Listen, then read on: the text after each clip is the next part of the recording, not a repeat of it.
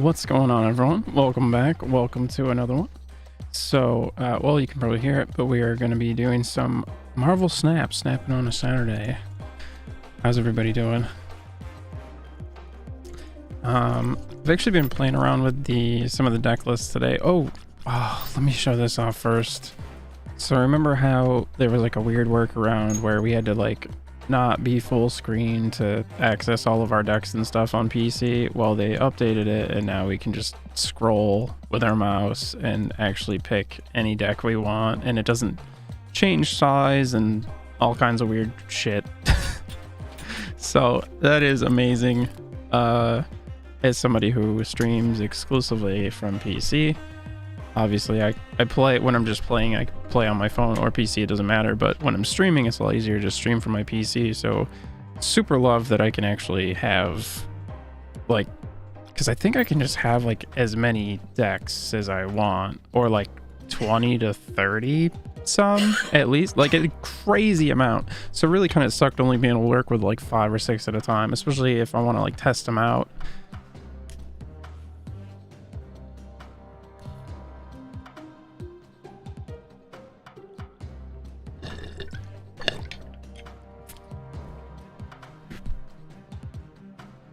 A couple other things that came with the token shop update is now cards that have been upgraded to the infinity level get a cool border effect, and actually I think the colors can be random, which this just looks like a multicolor thing, but I read something about like randomized like 7 or 9 different colors you can randomly get, and then the infinity version, maybe that'll be when it levels up the second time to get the border effects. Maybe it'll be a randomly assigned color for that. I'm not sure. I haven't done a second infinity split on a card since the update, so we can find out next time we do one of those maybe. But like, because here's Angela, same like multicolor kind of thing, Nightcrawler. But actually, one thing I want to talk about too is America Chavez. I've actually been playing around. I was doing quite a bit of research on her today, because I was curious why more meta decks don't use, like higher tier meta decks don't use her. Like this Death Wave one. This one is the meta list, with the exception of this should be Arrow and this should be Magneto to move their cards around. 5 cost and a 6 cost. I think it's a 5/8 and a 6/12. But I don't have either of those cards.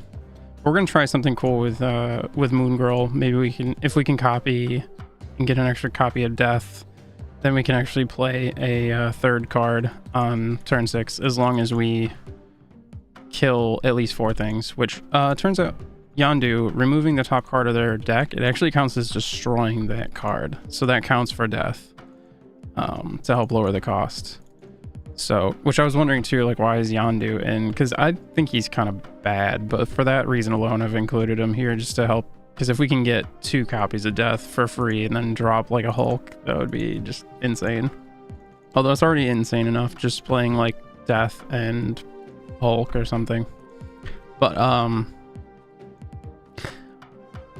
and that being said, we may end up putting Chavez back in here and in a lot of the other decks too, especially because like we want to try and have, well, Wave doesn't necessarily have to be in hand by turn 4, but for Moon Girl to really work, we want to do her turn 4, and so we need to have Death in hand, and we want to have Wave because we're going to play her the next turn. So that's one of the things where Chavez might be nice, because it increases my chances of drawing all the other cards before turn 6, but then on turn 6 I'm only going to draw Chavez, and it actually, because of having her in there, there's a higher chance, like if I want something in my hand on or by turn 6, I've actually got like a 3 or 4% higher chance to have that card in my hand by turn 6 without Chavez versus with Chavez. It just, having her increases my chance of drawing the other stuff before turn 5, or by turn 5 rather. So like in this deck, it could be good because of the Moon Girl. So we might drop Mysterio for that. But I kind of want to just try without the Chavez and see how it runs. Because there have been a few games where I was like, wow, I don't have the thing I need, and I'm not going to draw it because I'm going to draw Chavez on turn 6, which is kind of nice on one hand, knowing if I'm going to have what I need or not by turn 5, which is another reason I do like her. Because then I don't have to rely on a top deck on turn 6, and I know I'm getting a 6 drop instead of potentially a 1 or 2 drop or something.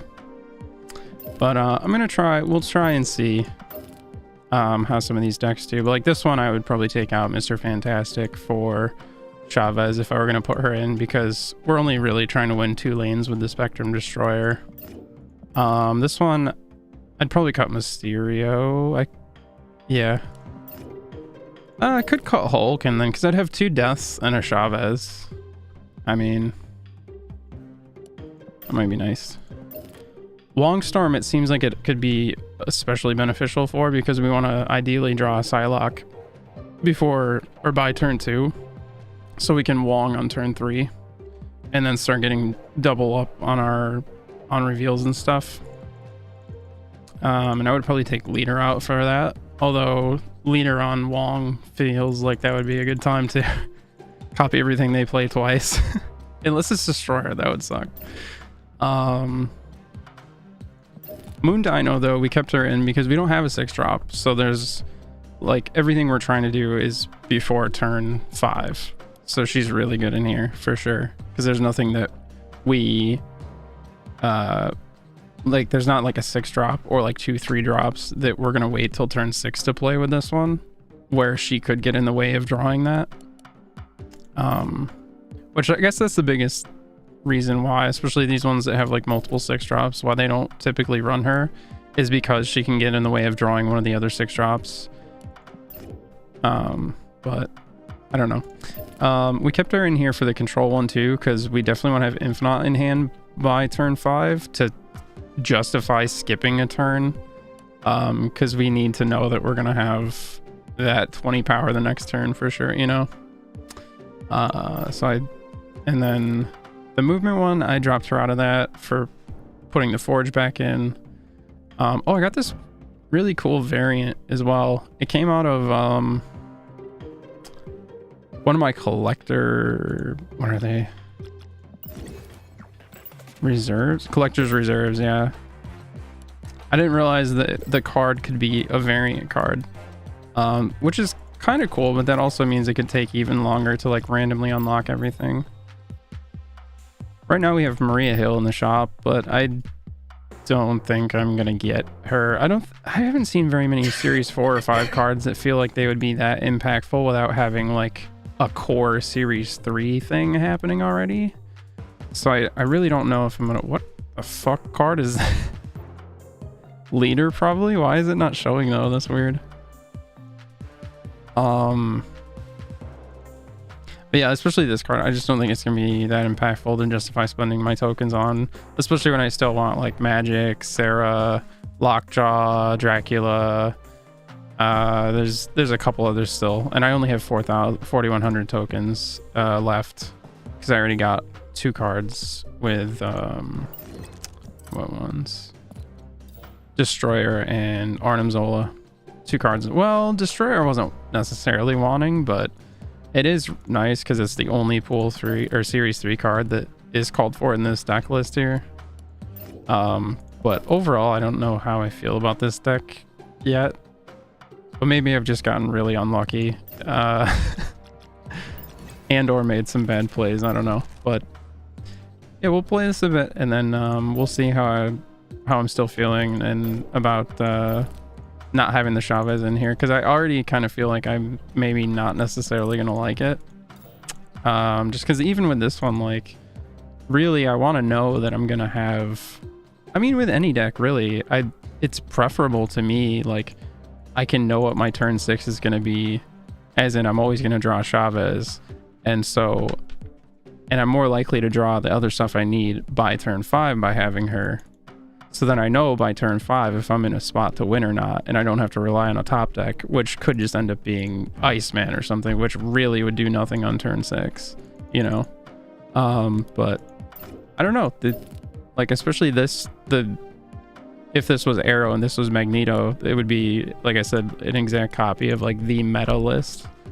If this is like the top tier version of the deck played by the best players, consistently winning and being infinite plus rank, like there would probably be a Chavez if it was a benefit to the deck, but apparently it must not be. So we're gonna try it and see. But I don't know. It feels like really any deck would be benefited by being more consistent in the early turns and knowing how, you know, how you're going into that final turn. But I don't know. But we have the wave. We need her. We've got Hulk. We kind of need that. So that's good. Nothing to play early, which kind of sucks, especially because then Carnage. Oh, well, we could get some real value out of Killmonger here then if they're playing Thanos to have the stones. Oh, God. Carnage on tempo with nothing to destroy feels awful. I'm probably just going to save him because I can always Deathlock on tempo next turn and that'll feel better than... I think... Is that what I want to do? I think so. I don't know. This already feels weird. But then again, the whole destroy deck in general just feels kind of strange sometimes. Because you don't always see the elements you're looking for. Which is another reason I feel like Chavez would just be beneficial. But... can't play cards here after turn 4. I mean, they're gonna play something and probably end up with a high power thing there. I'm just gonna give that lane up. Oh, they played 2 things. Oh boy. Oh, it's gonna change the location. Okay. Okay, well now the location's not on a timer, so I can always just... Oh, but see, then they got that Infinite. Yeah. Aha, but now I have 2 different options. I can Nova and then Deathlock. Which, for the Moon Girl thing to work, we need to destroy 4 things. So we're still going to need to see our Killmonger, so it's still not going to work, even if we had the Moon Girl. Because we weren't able to destroy enough things. If we had a Killmonger right now, we could pop 1, 2... It still wouldn't be enough. But I think our best play is Nova into Deathlock, because Carnage is only going to end up becoming... Well, Carnage would become a 6 power. I guess that's still better. Yeah. And then we've got the Wave, we've got Death, and we've got Hulk. So we were fine without the Chavez. I mean, we didn't see the Moon Girl, but we didn't destroy enough things where the Moon Girl would have mattered anyway. But if we are trying to do that Moon Girl thing, especially since we don't have Arrow and Magneto yet, then maybe... Ooh, and this is a 1 location. Because if that is... If that's the real Mysterio, it's going to stay there. Oh, but then it's going to get +5 power, though, is the thing. Because it has 0 power when it's showing as an illusion. So that's going to be a lost location. But that's... I think it's still okay because we can just wave. Oh, there's the Killmonger, ironically. But we don't have the Moon Girl anyway. And it would be too late now. Plus, we don't have the energy for all that. You know what? Yeah, let's play Wave here. And then... We've got Death and Hulk. We're going to be able to drop... Oh, they were able to move? Why were they able to move the Reality Stone? Oh, was one of the ones they played the space one? That lets you move a card, so that could have been... Yeah, see, she still costs 2. Because we only destroyed 2 things.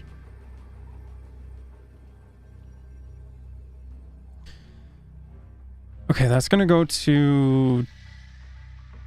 Well, it'll get +5, so it's going to go to 20, so that'll be a tied location. I really don't want to tie a location. One of these is a Mysterio illusion or the real Mysterio. And I don't know what the other thing is. But whatever they play this turn is also going down there. Yeah, I don't think there's a way we can win this one, sadly. Especially because they probably got the Power Stone here. And then they're going to play a Thanos, probably, which is going to be like 28 power. Yeah, I don't think we can... I don't think we can win that one. Which...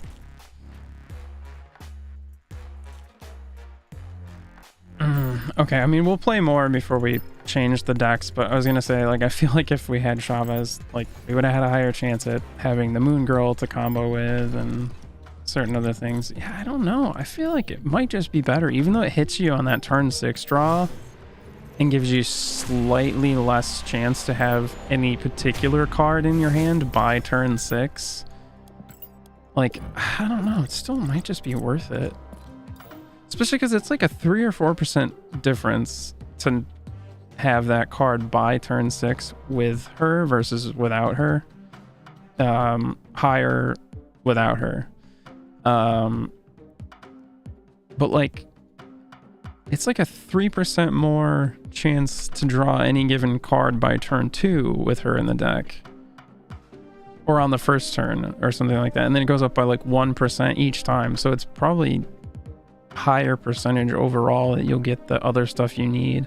It does just suck though, because she doesn't really do anything for any of the decks that she would be going into, except for like if there's a Jubilee. She's a good pull for a Jubilee because she's high power, but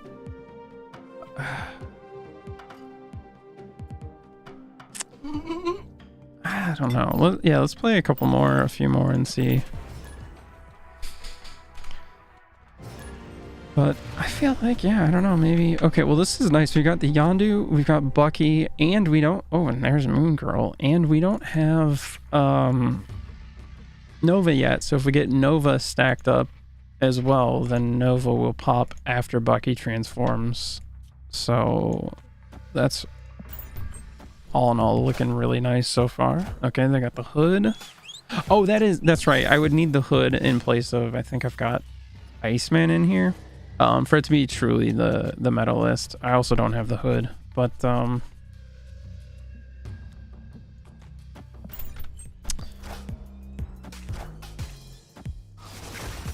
oh, he hit Moon Girl.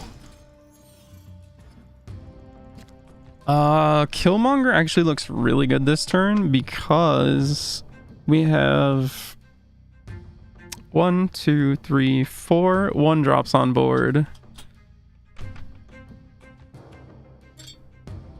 So then we would have their entire board thus far would be cleared out.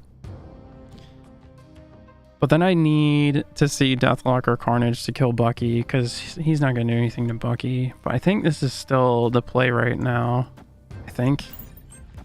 If you don't play something on a turn, do your points accumulate or go to whatever they'd be next turn? No, unfortunately, it's use it or lose it. So sometimes you have to make suboptimal plays.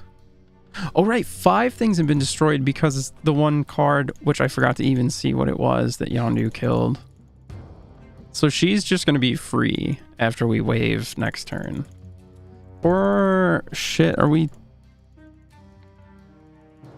Oh my god, if their Iceman hadn't hit our Moon Girl, we could literally do the thing we want to do.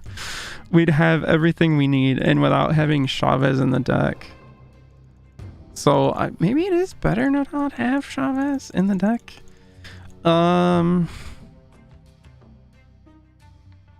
Fuck.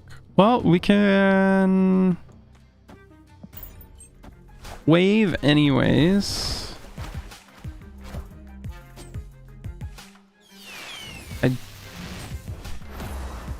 Oh, they pulled a Scorpion. That's not what they wanted to pull for sure, but...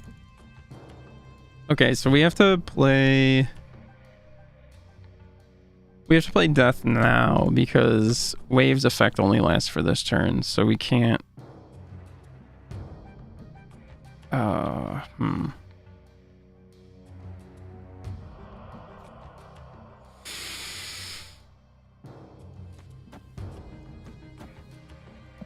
Fuck it. Normally I'd like to do this turn 6 so I can play 2 6-drops to their 1 6-drop. Well, that's what happened anyway. But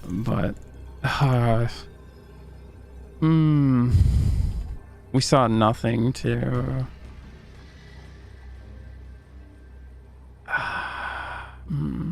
shit. Okay, well, I mean, we're winning. They snapped though. Wait, and then they retreat. Wait, what? Okay. All right. Sure. I guess they were happy about playing the Doctor Doom early, so they snapped, but like what?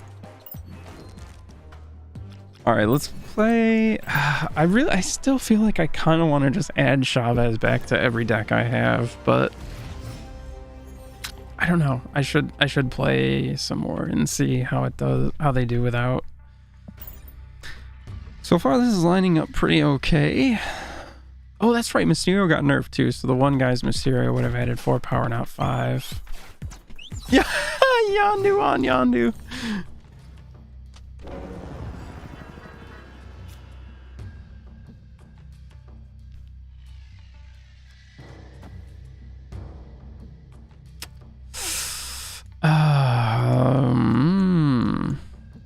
When he dies, he turns into the Winter Soldier, who has 6 power, so he would be 12. Yeah, that seems pretty good. Like, we do kind of want to play to Baxter Building too, but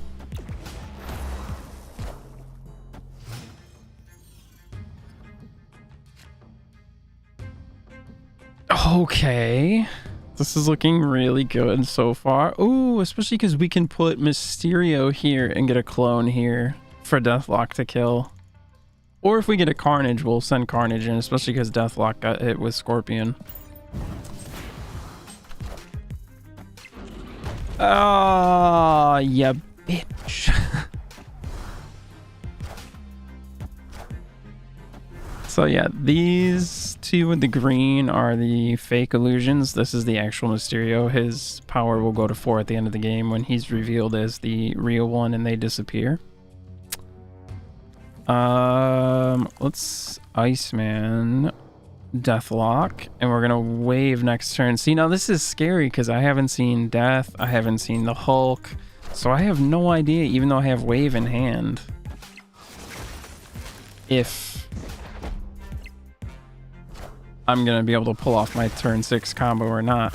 See, yeah, I don't know. I think I might just throw Chavez back in every deck I have.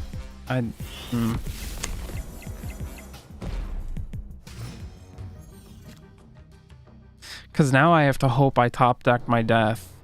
And if I don't, then it's gonna be a very lackluster turn 6. Yeah, I think we're gonna have to do it.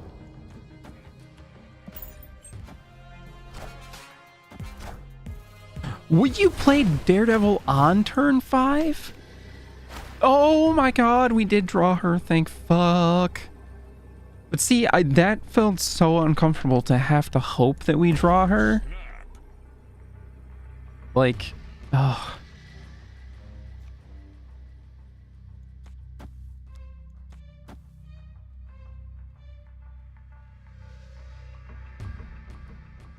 Seems good.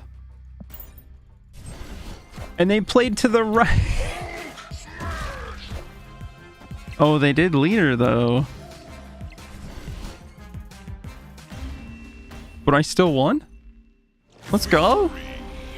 Let's go. I was a little worried. That is one of the potential counters to this deck, because copy all the cards your opponent played this turn, but on your side. So they got a copy of my Death and my Hulk. So they technically played 3 to my 2. But I still won because I had more power happening here. All right, cool. Yeah, I think though. Oh, Mysterio was so good there though. Would I really want to take him out? I could take out Moon Girl for Chavez, I suppose.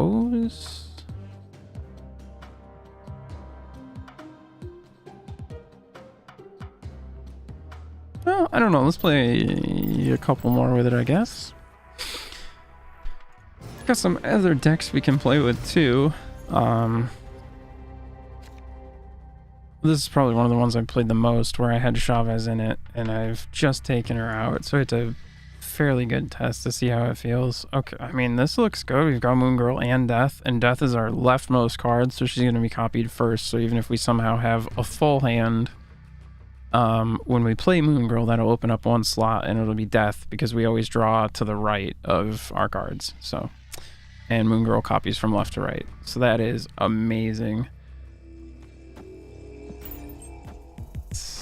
Exactly what we want to see. Oh, okay, a Sunspot. Definitely want to see my Killmonger now at some point.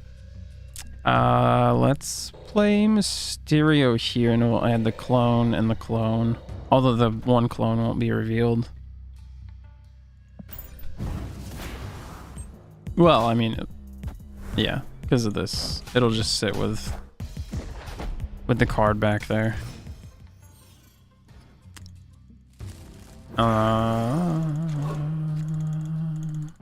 Okay, we got Wave. There's our Killmonger. We actually wanted Deathlock, but we are going to Killmonger. Probably... Oh... Well, actually, we might not need to Killmonger the Sunspot. If we're going to get the Moon Girl Death thing to happen, we may not. And if we don't draw a 6-drop, we can always Killmonger as our other play on turn 6 on top of the 2 free deaths, which would kill their Sunspot and their Nightcrawler as long as they don't play an armor. Alright, so hopefully our Deathlock doesn't die to the danger room. But we need to destroy these 2 cards, and if he does die, that'll be a 3rd card destroyed, so I guess. We actually need to destroy... They changed it with Storm. We don't have to worry about it anymore. Thank you, my guy. But we do actually need to destroy 2 more cards for the death thing to work with us playing another 6-drop, because we need... She starts at 9 and 1 less for each card destroyed this game, and when we wave next turn, it's going to set all the cards cost to 4, and then the reduction's applied. So if 4 things have been destroyed, she'll cost nothing. So... Yes, let's... Iceman, Killmonger. That's going to kill their Sunspot, their Nightcrawler. And it'll also kill our... Hold on. Let's do this smart. Let's do Killmonger, Iceman. That way we still maintain him on board. Because we're going to destroy the other 2 1-drops. I hope that was an armor that they played. Oh, it was a Juggernaut? That's fine. We're still winning that location. We snap on that. But now we have to hope that we top deck our Hulk. Oh, and look, we didn't get to Moon Girl now because we played the Killmonger. Oh, right, because then we have to wave. Huh. Yeah, she might be coming out. She feels kind of awkward in the deck, actually. Yeah, maybe we'll just cut her and put Chavez in.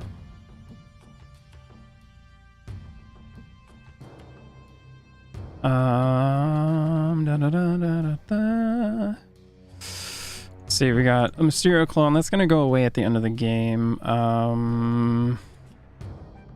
Let's just play like that. Hopefully top deck our 6.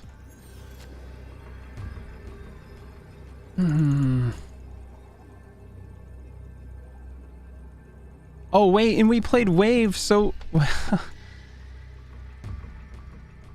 oh man, we really messed up, but we're still gonna be able to play. Still gonna be able to Carnage over here, and then we can drop Death as well. I think we're still okay, but wow, that was... Also, yeah, I definitely want Chavez in the deck. This deck, just like all of my decks, I want to have everything I need by turn 5, so... they did win that location with Claw, though. And then they won the other one just with... Damn. Oh, and the illusion actually didn't go away. Interesting.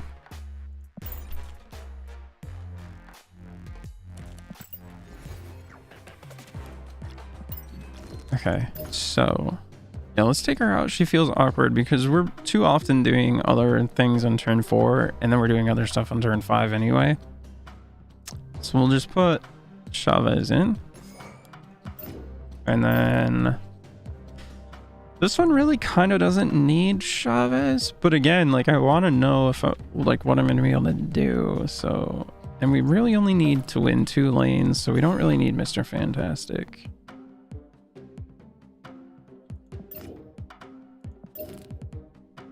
And leader could be fun on top of Wong, but it's fine. And then, yep. And then that one. There we go. Yeah. All right. Let's see now how it runs with the Chavez back in.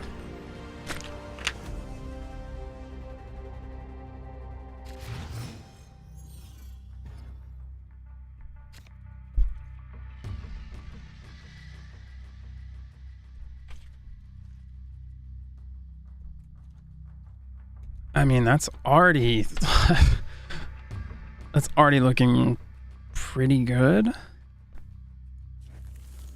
Oh, and you know what? We can just like play a card there and let it die.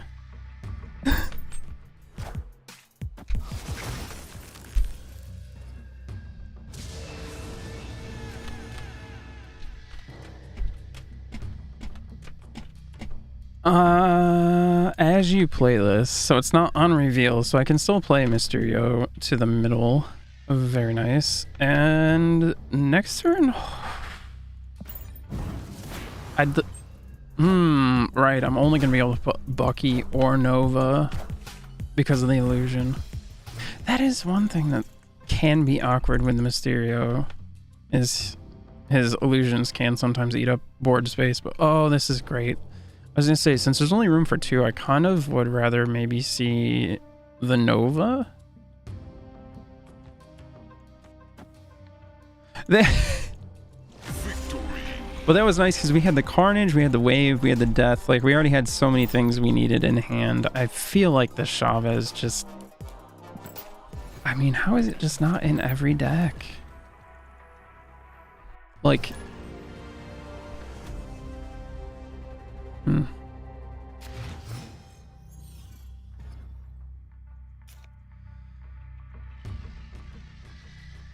Okay, let's see how this one goes. It's kind of awkward because we had no 1 or 2s in our starting hand. Oh boy. But I can't play Mysterio to that.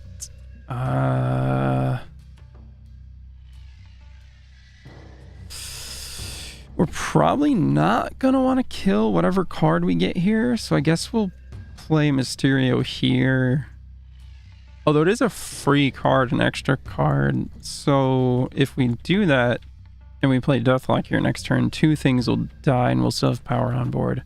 Actually, that's probably better since we missed our early play.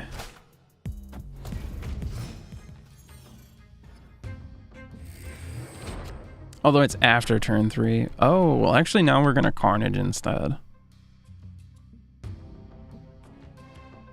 Ah, shoot.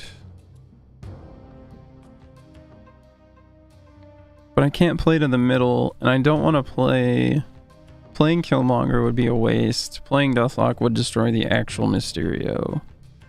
I don't want to play Wave yet. I don't really want to eat the actual Mysterio, especially because it would just be +2 power.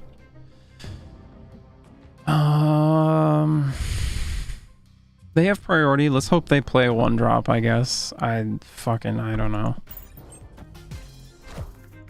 Oh, it's a Cosmo, so Killmonger's not going to do anything anyway. Oh, we're not going to be able to eat. Yeah, they randomly got She-Hulk, and we got Yellow Jacket? We're not going to be able to eat these guys now, though, because of fucking Cosmo.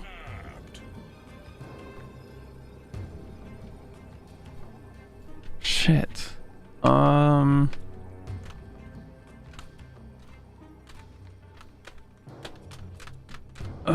god, that's incredibly awkward. Okay, we're gonna keep playing just because I want to see how it continues to draw. But what the fuck? I guess we do that. I don't know.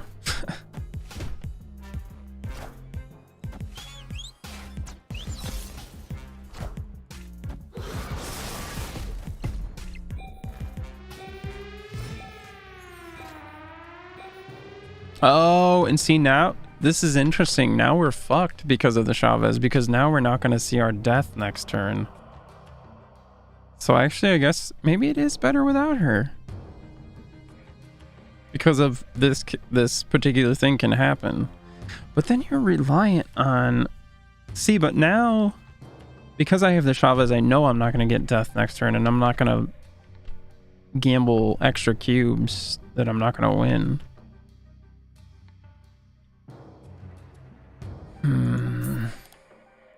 But that game is not looking good for us. That fucking Cosmo. Mangy mutt.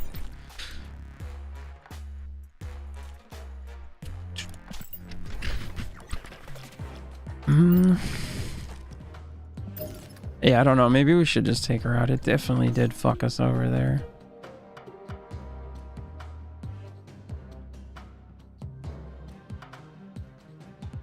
Plus, there's a version I'd like to test with She-Hulk, where Chavez would probably have to be dropped in favor of She-Hulk anyways, so.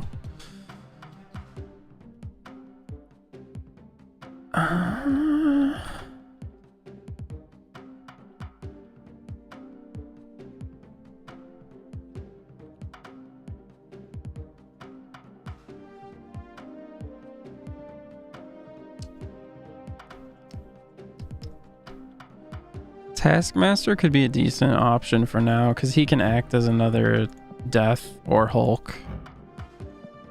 Although it only really works if we get Death because Hulk doesn't get cost reduction.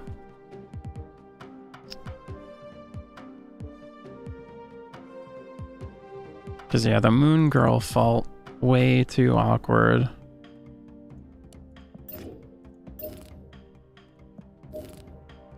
And actually, I kind of like the idea of Mr. Fantastic, even though we're only trying to win 2 lanes, just because like that last one, they were able to win the one where we can't play cards there just because of that card.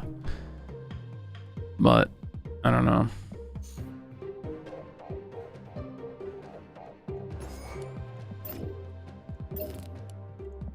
Okay, this one is still good though, because we don't have a 6-drop. This one is still good because we definitely want to have Infinite before turn 5. Yeah, let's just try. There we go. So, and you know, let's just do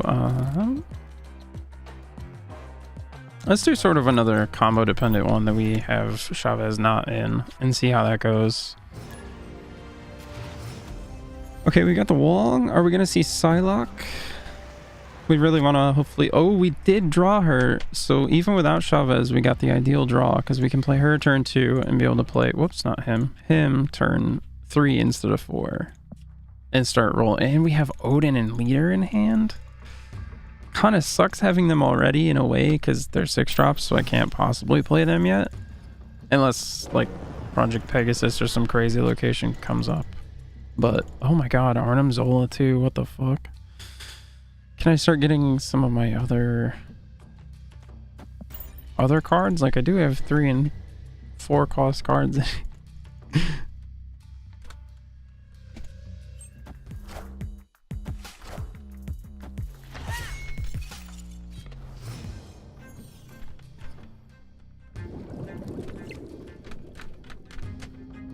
Oh, we could double Iceman?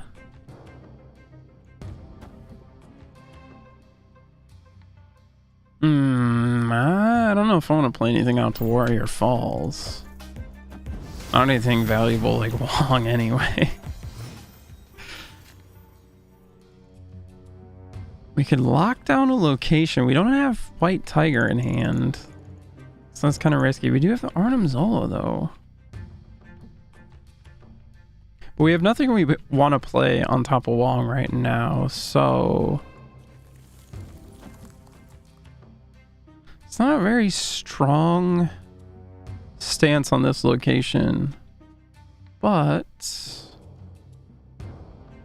actually, hold on, because we very well might be doing the Arnim Zola. So let's do that. Or we might be doing leader. I was so worried that was an enchantress to shut down our Wong. Fuck, Ebony Maw? Oh, I have no turn 5 play? Yikes, that is...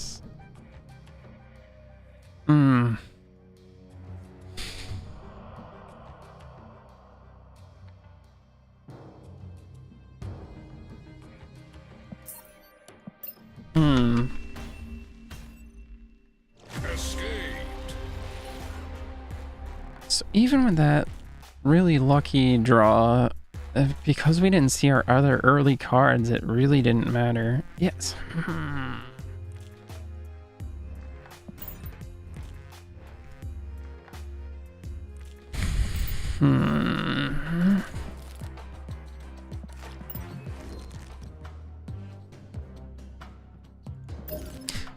Yeah, you know what? I think it might be worth that small hit where we might not end up drawing one of our 6 drops to have us more likely to have the shit we need by turn 5. I think that might be worth it.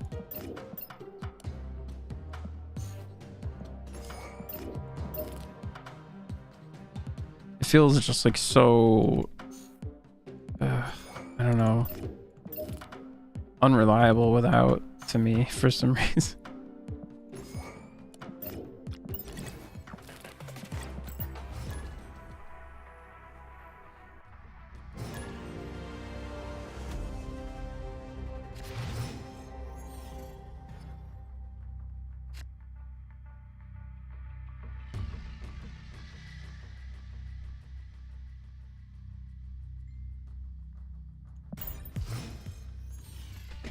Okay, we've got the Psylocke.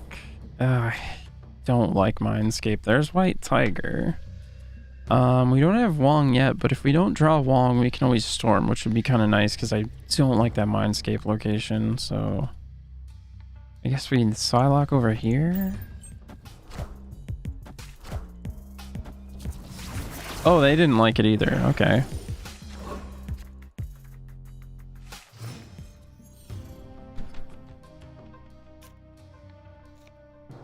Oh, shit. Okay. I think with what I'm seeing right now, I think our best bet is to Ebony Maw and then Storm over here. And then we can play Wong, and then we can White Tiger and Odin. Unless I see a Black Panther. If I draw a Black Panther, I will Wong, Black Panther, Arnim Zola instead.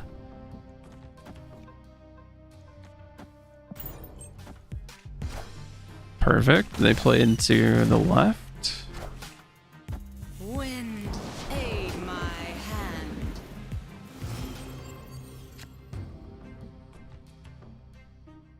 Okay, we didn't draw the Black Panther. We got one more turn where we can do it, but honestly, Wong into White Tiger into Ironheart's really going to be pretty good. They are going to get the 2 cards off Asgard, but I'm okay with them getting 2 extra cards for me winning this location. Because they are not going to be able to take it. And even if they do, we're going to get 2 tigers, which will go either left or right when we play White Tiger next turn. And then when we play Odin, we'll get 2 more. So, and they're 7 power each. And if we get the Black Panther instead, he'll come in. Oh, you bitch. He'll come in at a shit ton of power, and we can Arnim Zola to copy him to the other locations, and he'll do his... We didn't draw the Black Panther. That's fine, though. I feel like we still win this, unless they fuck with our Wong somehow. which from what they're playing, well, they do have the Scarlet Witch though. Let's play turn 5 before we snap. Ooh, they have a Black Panther. Okay.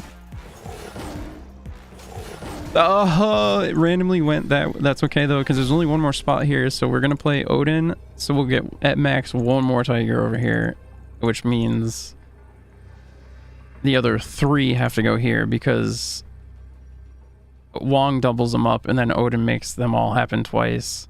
So it's gonna be just raining tigers in a second.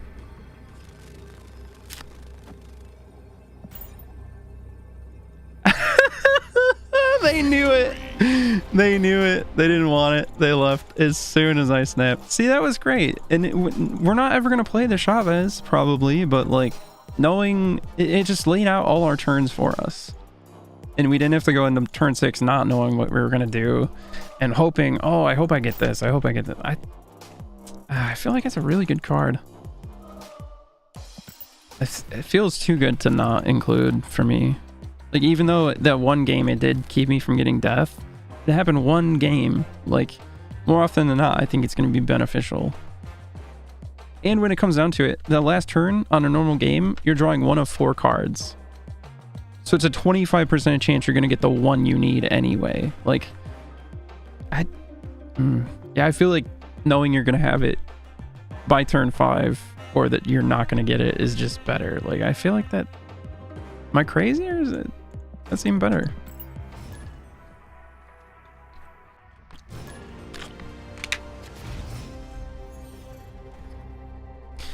Ant-Man, Mojo, Cosmo, Spectrum. That's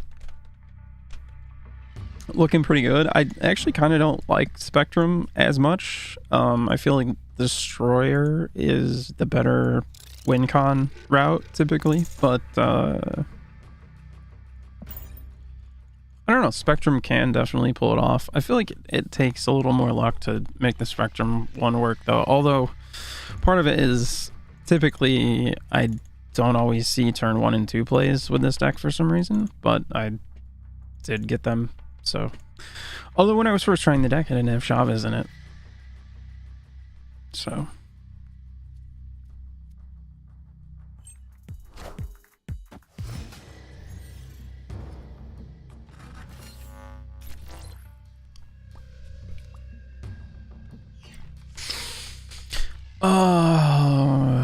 Oh, and we see. Oh, we got the Destroyer.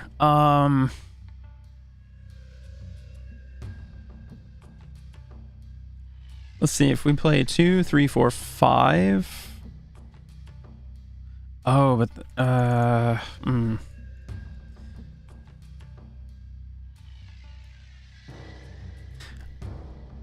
we probably aren't playing to Mojo World. We're probably playing here and then putting Cosmo and Destroyer over here. Which means we need to win both of these other ones, because if it comes to a tie, it'll come down to total power, and they'll have a way more power than me.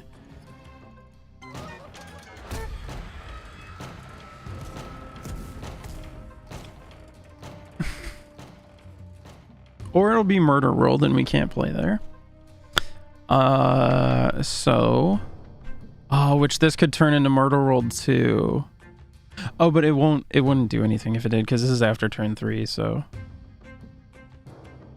And there's a chance that this turns into Mojo World.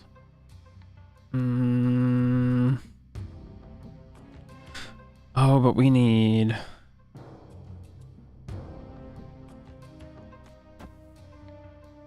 We need to set Cosmo up in another lane for Destroyer, since we haven't seen our armor. Wind, aid my hand. Okay, they're gonna storm, they're gonna flood that location.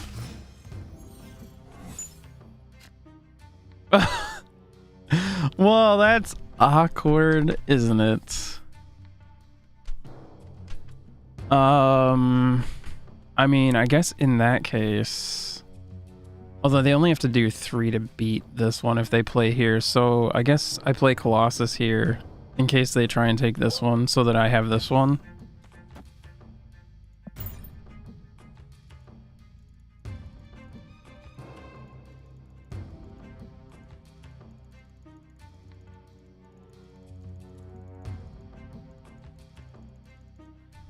Because they definitely have to play to one of the two. Because this is the last turn either of us can play at either of those locations.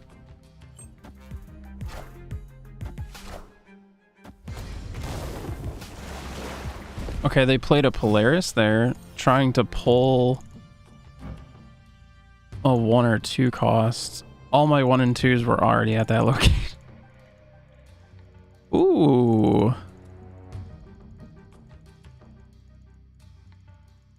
Oh no, we don't want a Professor X the location actually, because then they're gonna play here this turn too, because they can't play. Oh, this is currently flooding actually, so we can still play cards there. But I won this look. Oh yeah, they just realized how much they fucked up. I was gonna drop Iron Man Destroyer here, because Destroyer would normally destroy our other cards, but Cosmo makes Unreveal not happen, so we could safely just drop him there.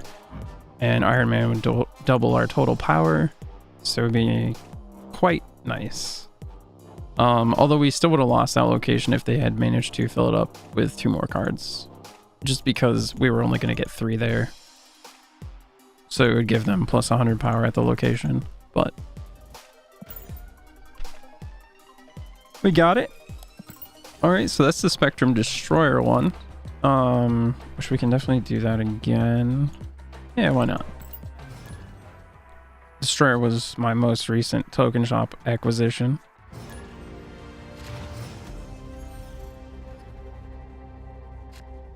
Ant-Man, Colossus, Captain.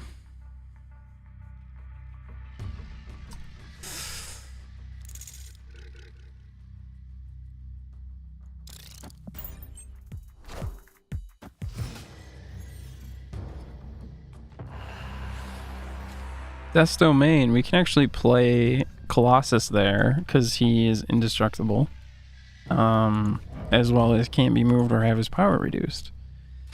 But I think we play Armor here to protect our Ant-Man, and that also lets us just stack this lane, and then we can play Destroyer wherever, because these ones won't be able to be destroyed, so Destroyer can't destroy them. Pretty sick. They had no turn 2 play as well. Okay. We could do Cosmo would be really good. Potentially, Captain would be nice.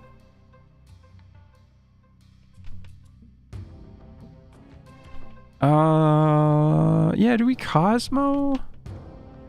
I think maybe we Cosmo. The problem is though, if I don't start spreading out, Spectrum is not a win option for me. Stacking onto one lane only really works for the Destroyer, which is why this deck feels kind of awkward to me, because there's very few times I feel like the Spectrum part of the deck is actually going to be worthwhile. I don't know.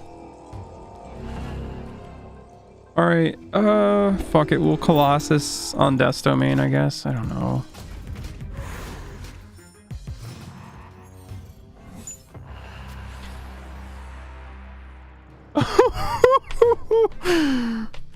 Ooh, okay, that was good for us. That was good. Warpath.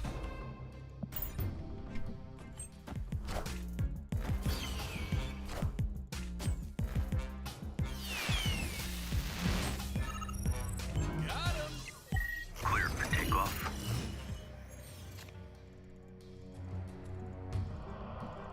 Opponent snapped.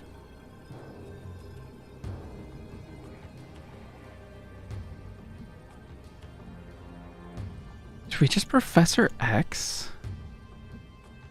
We are quite ahead, and then we can always Spectrum herself. It's on reveal though, so my cards would still get buffed even if she died. Yeah, I think we just lock it down.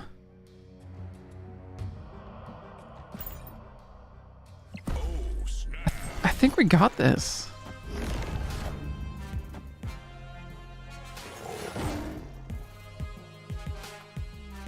Yep. Because they can't play there. If they play anything to either of these locations, unless it's like something that can't be destroyed, then it will just be destroyed. But I will still get benefit out of playing her here, even though she's going to die, because she'll dump +2, +2, +2, +2, +2. 10 power on board for me. So yeah, I think we are set.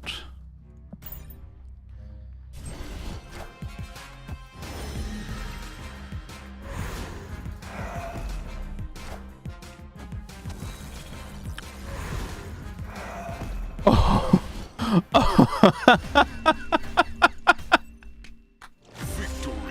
It's a good thing we did Spectrum, because they would have won that location with the Doombot. Okay, and just like that, I was like, oh yeah, I don't know about Spectrum, blah blah blah, but there we go. But if it wasn't that specific setup of locations, it could have been an entirely different game. So I'm still not entirely convinced. I just feel like there's no way you can really play like multiple cards per turn in this one, and so often, look, I don't even have, oh god. Well, I mean, we have a free lane.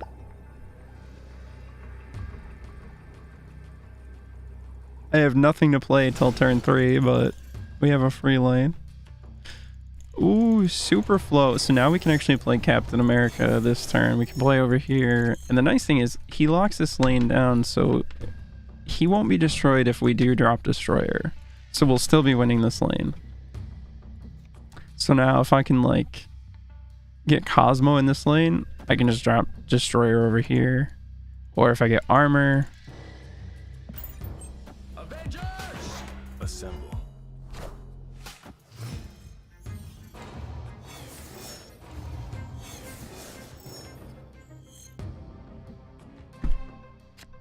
Bruh, are you serious? Ongoing effects here are doubled. That is so fucking good for my deck. Yeah, let's Warpath. And then we just Iron Man and Mojo.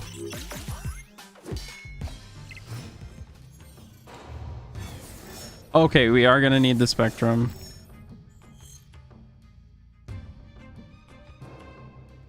Apparently. Because they just got a fucking Ironheart buff on their Iron Man.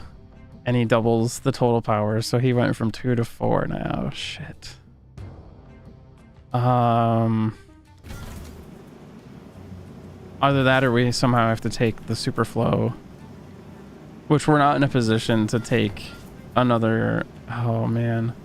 So now I really need to see Spectrum next turn. As it's my only shot of winning now. I am Iron Man.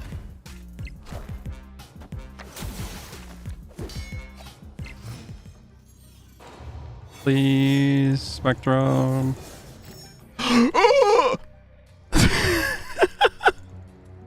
Let's go. All right, so we're gonna have each 4 cards here, I'm pretty sure. So we're gonna drop Mojo because he will turn into... He'll get plus 12. He's gonna be a 14. Jesus. And then we can cut off our Super Flow because next turn we're just playing Spectrum, so we can just do that.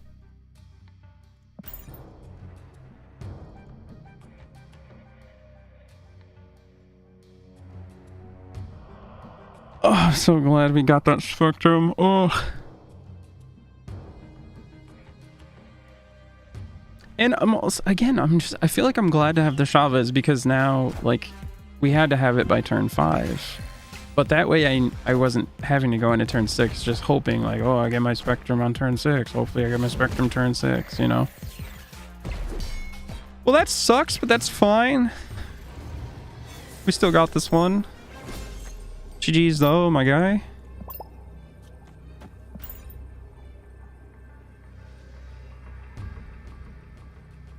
Because we're going to get plus 6 over here, plus 2 here, plus 4 more over here.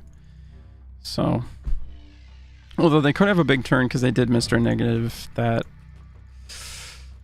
is potentially scary. But their Iron Man's already out. Ironheart's out.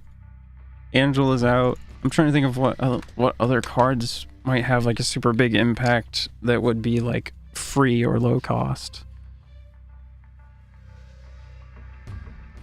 Maybe an Arnim Zola, but they have no space to copy anything unless they place something down on the Superflow first for him to copy. Which, I mean, they will have the extra energy because they didn't have anything on the Superflow. But that means they can copy a 1 cost, and he's not going to be able to be added to Sakaar or Onslaught Citadel. Right, they played Zola first just because he got swapped, so he was a 0-6.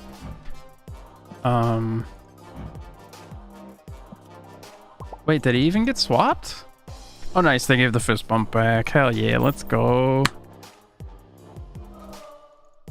Alright, cool. So, I was kind of talking crap about the deck, but, you know, it's, although my version of the deck does have Chavez, I will add.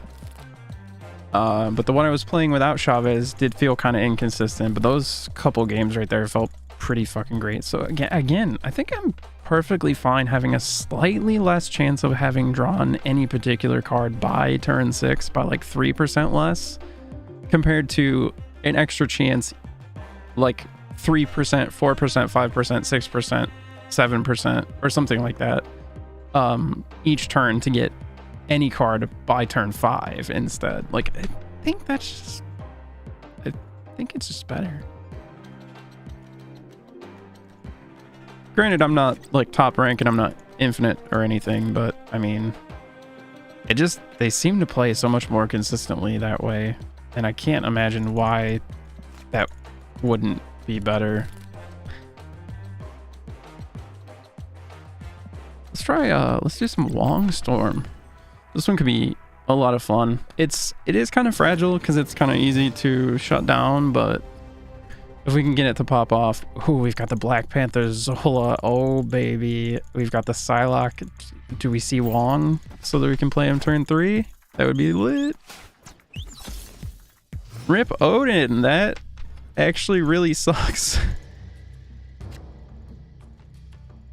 That's not gonna matter to us, possibly, because we have the White Tiger. Well, let's throw Psylocke down.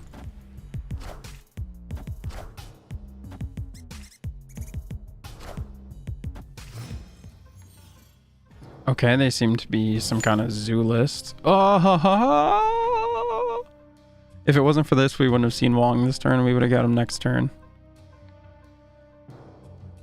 Oh, baby. Oh,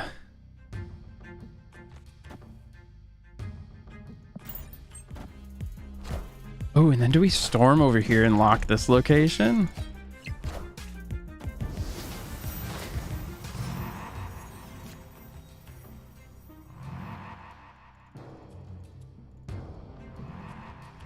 We could also storm here and extend the timer on the location for one more turn, but I think I like the idea of locking another location, and then we're going to White Tiger, and we'll probably get a Tiger in each location. Because you can't play cards there. Cards can still be added, though.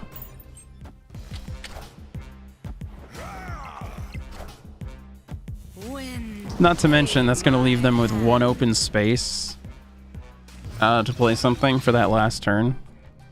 So, oh, or because we can Black Panther and then Zola, and we'd get 2 massive Black Panthers. I think that's actually what we do, because that's going to be more reliable too, unless they shut it down this turn, which they're probably going to play to this location this turn since this is the last turn. But oh, true, they hadn't moved Nightcrawler yet. Okay, they got a blue Mar. Yeah, I'm not worried about what they're doing.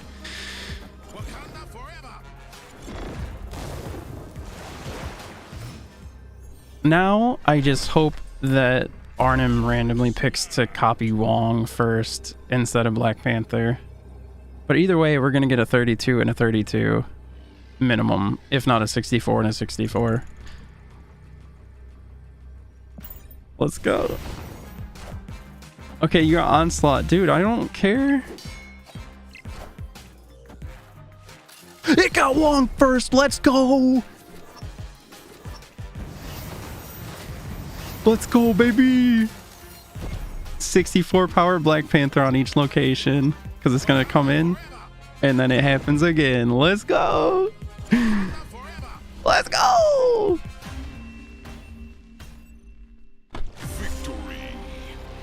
Oh my god, yeah. What just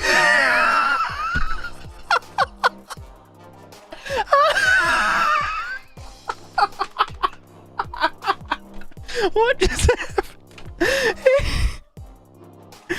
Well, we know it's an actual player then because a bot wouldn't do that. What the fuck?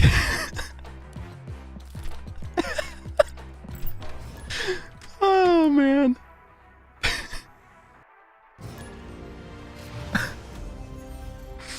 Ooh. Amazing.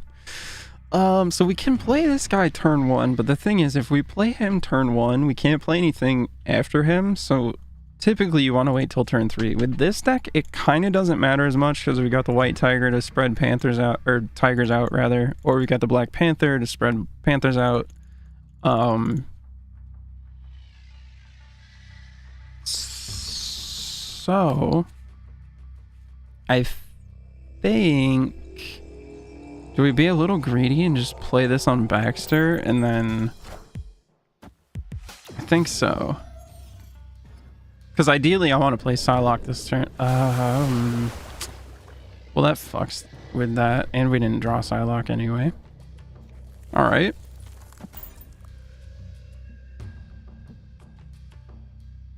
Because then at least on turn 3 we can get buffs on our Ebony Maw and our Iceman by playing Ironheart at a minimum. Like, so that's, at least it gives us something of somewhat of value to do.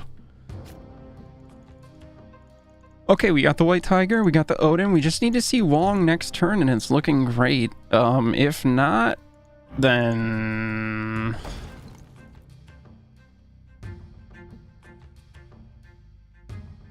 Oh, hold on too, because our last one is Dark Dimension. Oh, shit. Okay, well we've got... We can't play there, we can play here. If we play there, nothing's gonna happen till the end of the game. But then if we manage to get Wong, White Tiger, Odin, it's going to be a huge surprise Tiger onslaught. So I guess that's still fine. I guess.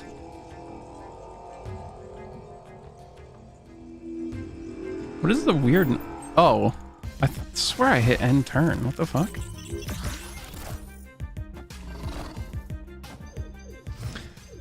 If we definitely have to... Oh, we got the Wong. Oh, baby. All right. And there's no way for them to fuck with this because it's in Dark Dimension, so it's hidden. It's actually kind of a buff for us. Assemble. Because now we just get to see what they're doing. And so far, they are not putting out anything that threatens us. It looks like they're probably on Spectrum Destroyer. Which, if they are, Destroyer's going to come down here since they have the Cosmo. But yeah, I honestly think we're fine. Because we're going to get 2 from White Tiger flipping because of Wong. And then when Odin flips, we're going to get 4 more. So we'll get 6 Tigers in total. 7 power each. Yeah, I think we're good. Although that Iron Man is a little scary.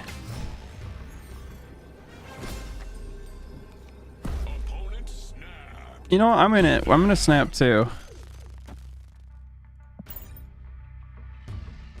I'm sticking to it. I think we can pull this out because I think they're just gonna drop a Destroyer over here.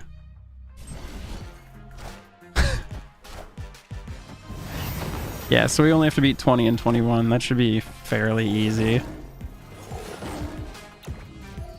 Yep. And now we're winning that, so we get +3 at the other locations. And they played nothing here, so we won this spot as well.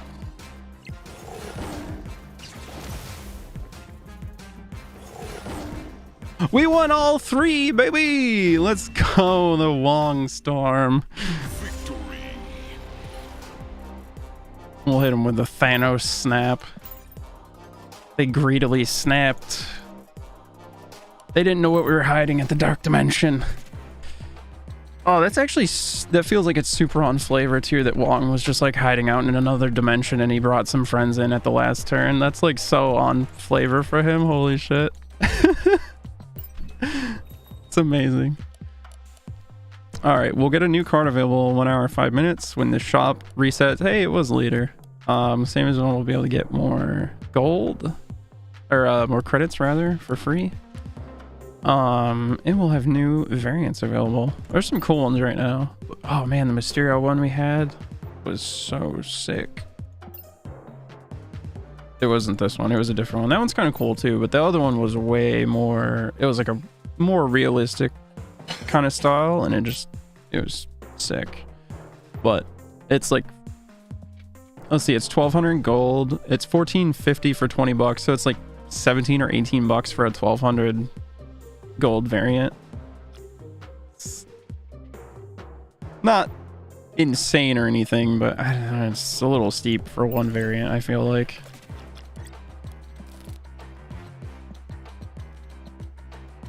Not to mention, if you get the season pass, you can unlock a bunch of variants through the reward track for the season pass, as well as the rank rewards for the season. So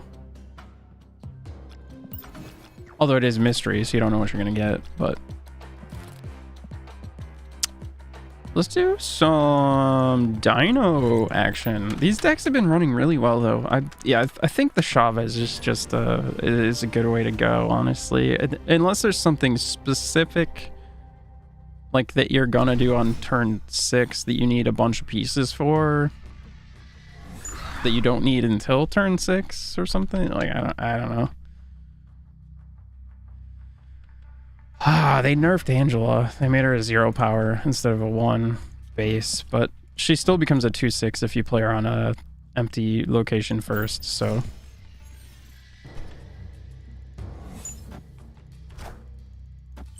Oh, that sucks so much.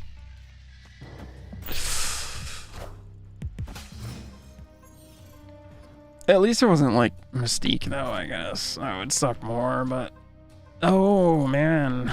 We need to draw our dino next turn. It's actually gonna be, that's actually not gonna work. Dino will be 2 off to the right to get copied. Unless we play Mystique, which would be a complete waste.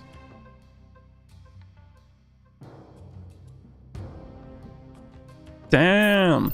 All right, yeah, I think we just hop out and jump into the next one. We didn't really have much going on for us there.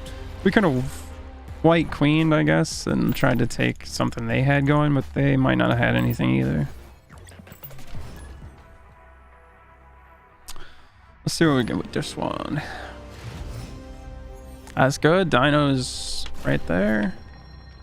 Okay.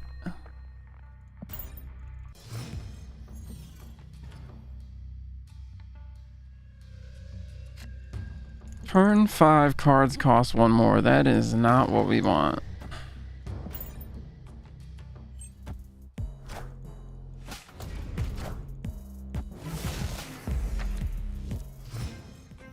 We took their Destroyer. That's kind of nice. Cards can't be played here. We have no way to...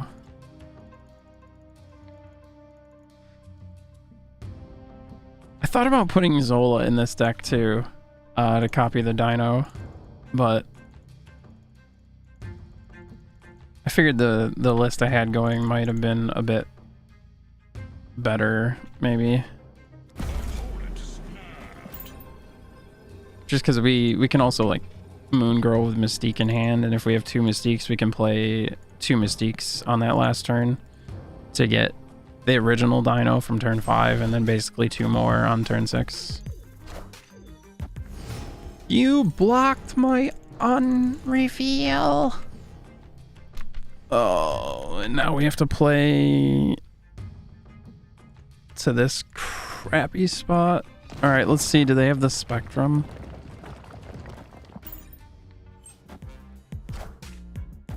There's Mr. Fantastic to win them the Sanctum Sanctorum. They do have the Spectrum. All right, well, they don't have the Destroyer, so they really need to get some stuff in this lane. Although they have this lane one too, so what are we gonna do? Whoops.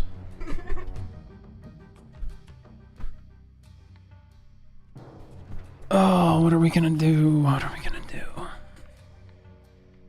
We can still Dinosaur and then play Mystique to copy the Dinosaur's ability. And then play something else on the last turn.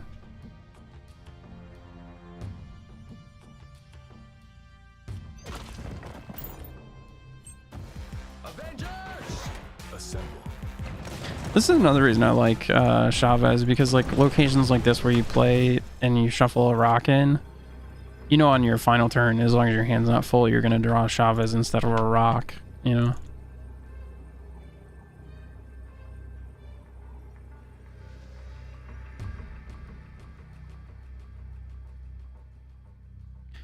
So they have to Spectrum or drop like a couple cards over here.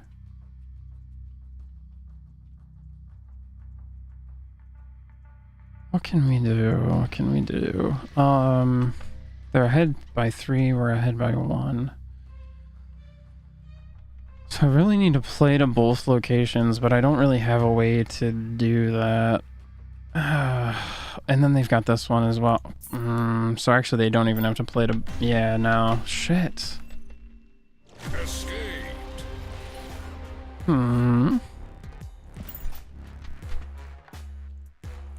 Okay.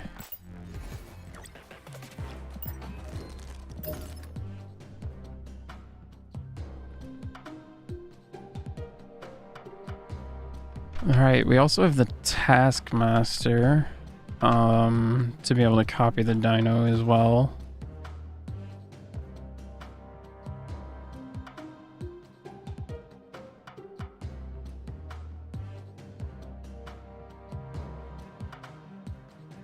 I'm wondering, would it be better though to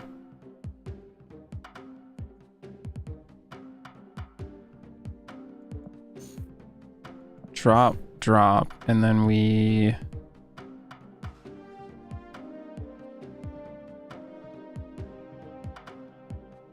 Zola and we Collector?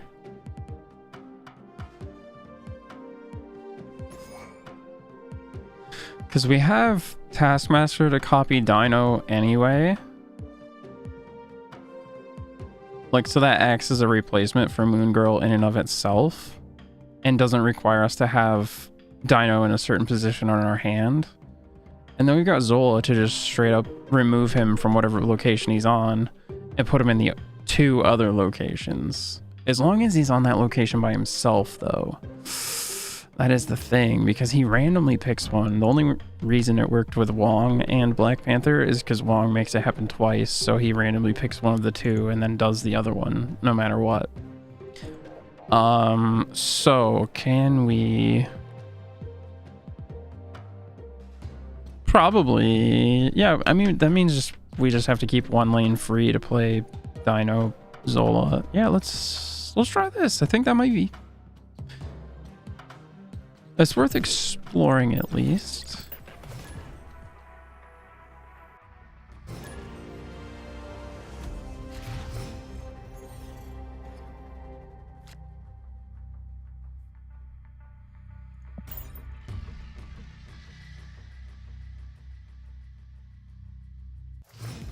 Although one thing that was nice about the Moon Girl is she also typically buffed up the Collector quite a bit, but... now that does mess up our plans a bit. that means we have to stack one lane and play Dino and Dino and Zola to this lane if that's what we end up doing. But we could potentially just like Dino and then Taskmaster here or something. Let's Angela. We can also Collector. Yeah, next turn we can Collector, Nightcrawler. We can move Nightcrawler away, and then we can play... Oh wait, where can we move him to, though?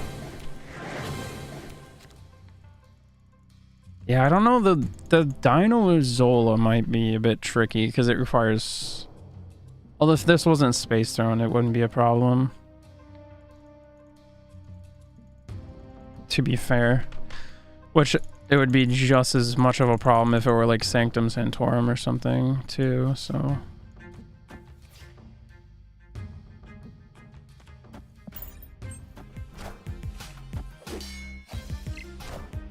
Yeah, we may not be able to...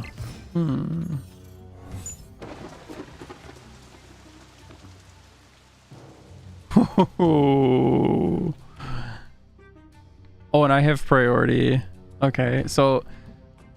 What'll happen is I'm going to be able to fill this location, so I will draw a card. If they don't fill the location as well, they will not draw one.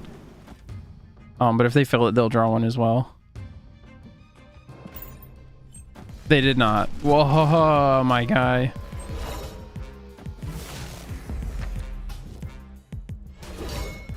I got a 0 cost Thanos. I mean, it's still a 0/8 though.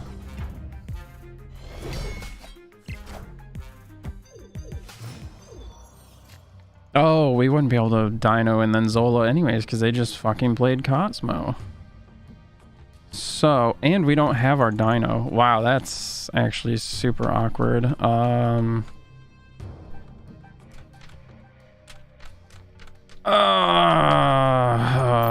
You've got 5 cards in hand. I mean, we could go for like a risky play and try and do Dr. Octopus, but that's probably not very good.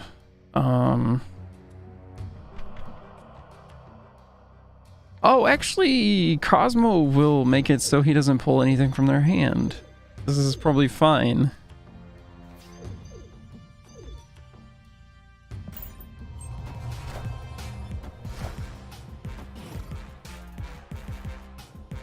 Oh, my guy. Okay, so we've won the Space Throne. We are winning the Raft, but we don't know what they have there. They've got Cosmo there, so they could Destroyer here if they've got Destroyer. Which they might, because this is ongoing.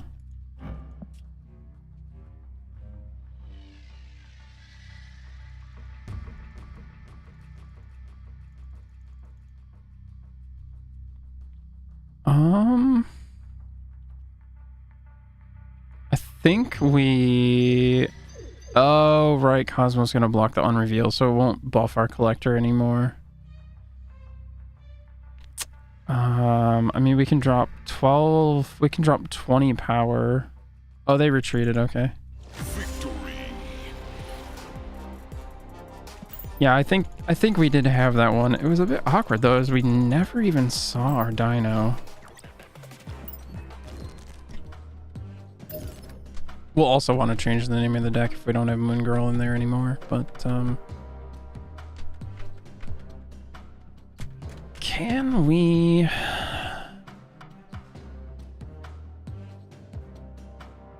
Can we actually Arnim Zola with the Dino?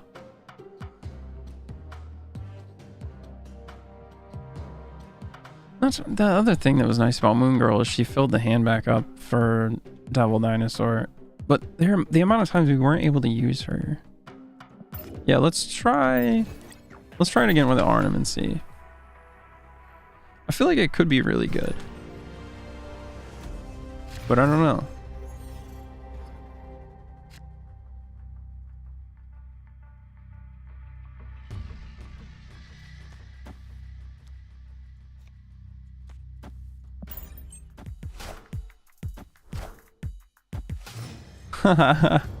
We're playing the same card. Nice. Shit.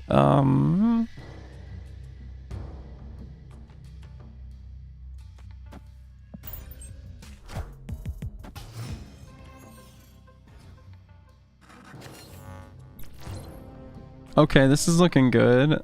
And then at this point, like, Moon Girl would not be an option for us. So, but Arnim Zola still is. Yeah, I think the Zola is a better Moon Girl, kind of, in this instance. Because Moon Girl's in here to refill our hand and get us 2 copies of Dino. Zola is going to get us 2 copies of Dino anyway.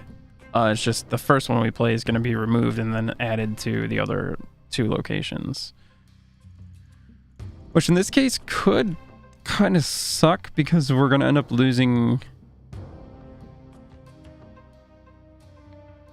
Hold on. Because yeah, I was going to stack this lane.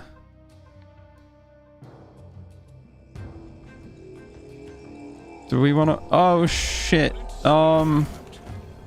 Alright, fuck. The timer. Oh, because now I can't play Dino. So Zola could just copy any card. Once again, having a third wacky location is fucking up this synergy for us. It may not work in this deck, actually. Fuck.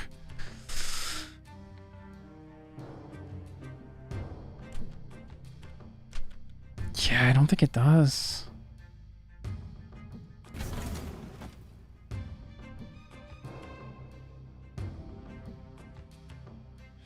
Shocker, I really don't want to play you. I mean, I guess what we can do is we can move Nightcrawler here, which was the plan anyways.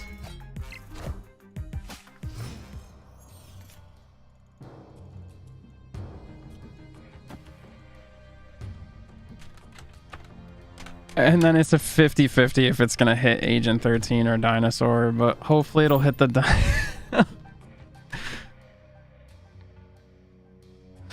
If it hits Agent 13, we're just completely fucked. Oh, man, I don't know. Yeah, the Moon Girl might have to go back in. She wouldn't have even been usable this game, though. Like, at all.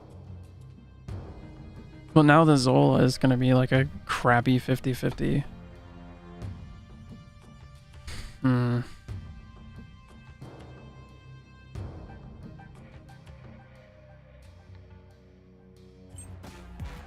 Friendly neighborhood Spider-Man here. Oh, and they're making it so I can't play Zola their next turn anyway. That's wonderful. Okay, well.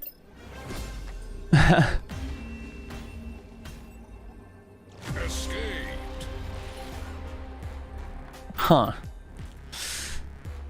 So was that actually better? Let's try one more with the Zola and see. After turn 3, ugh.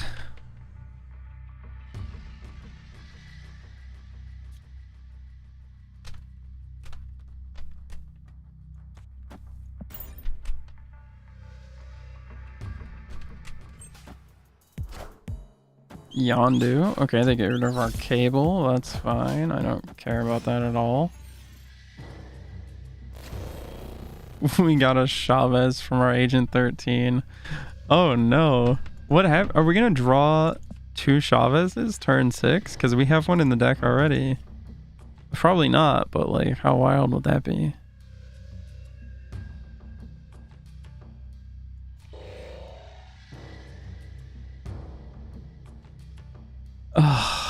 Okay. So I guess let's skip Angel and we'll just play the Collector then. Not normally what I would do, but since I don't know what the third one is yet. Although we may not get Zola and Dino, so trying to save a spot for them.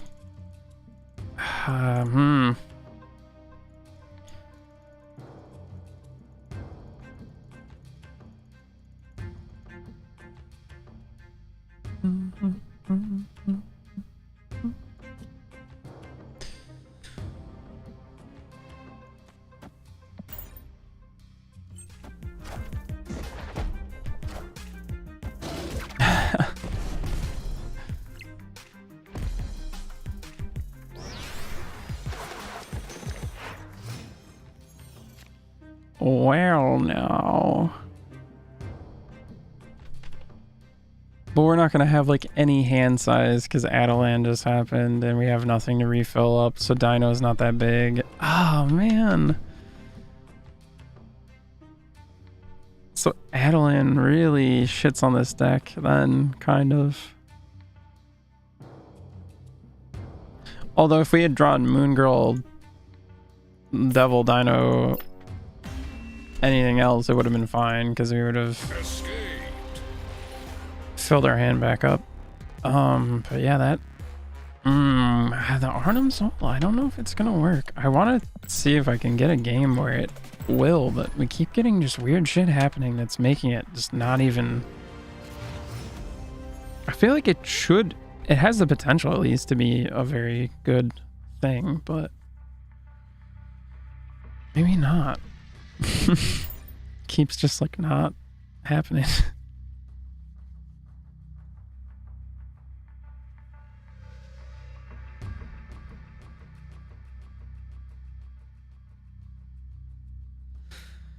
They're thinking about a turn 1 play.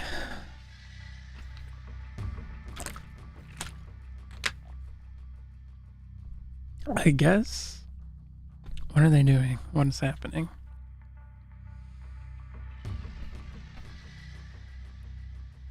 Might be AFK.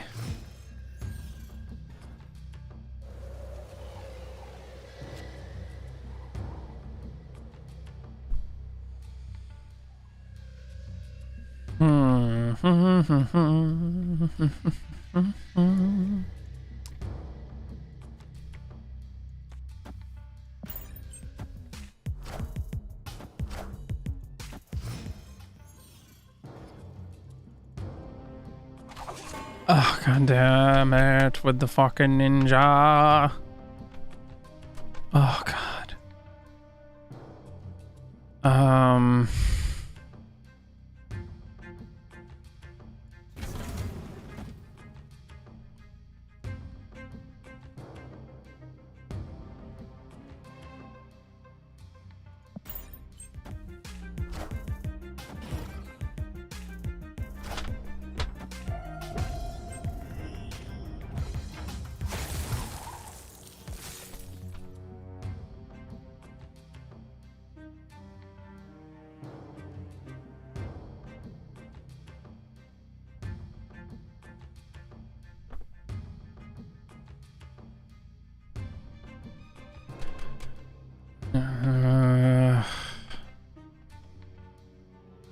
I'm gonna have to start playing cards here.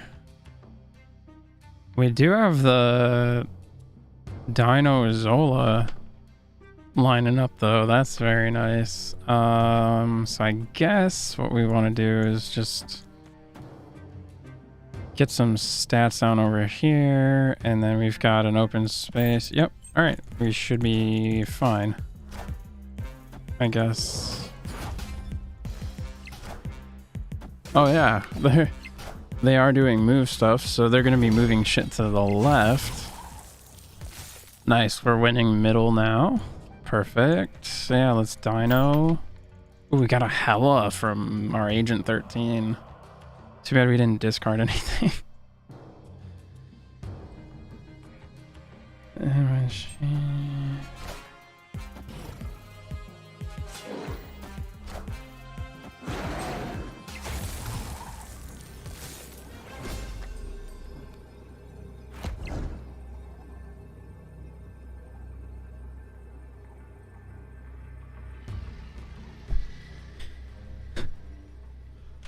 Oh, they played Arrow. Oh. So now there's a 33% chance we get the target we even want. And they're going to be shifting all their stuff to the left. Oh, man, that really... Well, let's try it. If it doesn't hit the Dino, we're so fucked. We might be fucked anyway, I don't know. Oh, it hit the Dino!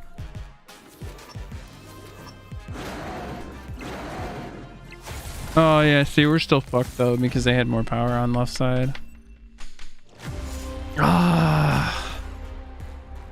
Okay, that definitely seems to not work as well, especially because the games where we can't play Moon Girl, it helps us have that full hand. So unfortunately, I don't think he's really a great addition for that deck, sadly. I thought he was going to be awesome for it, but... and what else? Didn't we take something else out from here to put Collector in? Shit. What did I take out?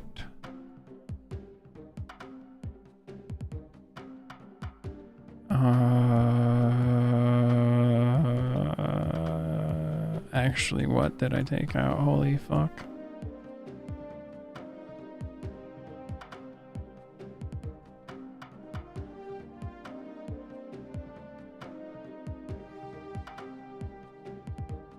Iceman? I didn't take Iceman out of here, I don't think. Shit. What the fuck did I take out of here?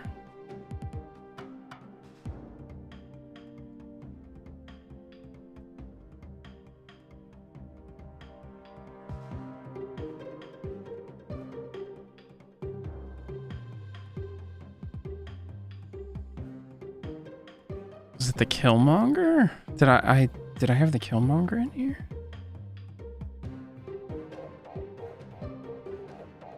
I don't think so.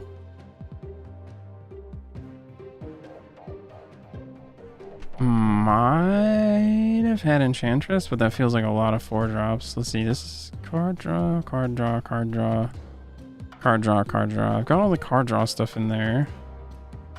Collector's in there.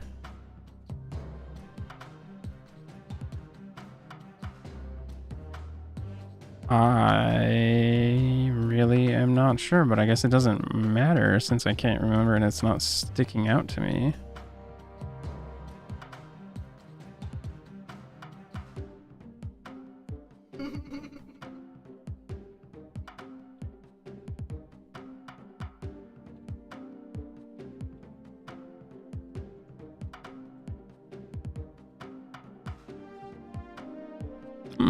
Okay. Weird. Well, I can always look back on my VOD later, I guess, if I'm really that curious.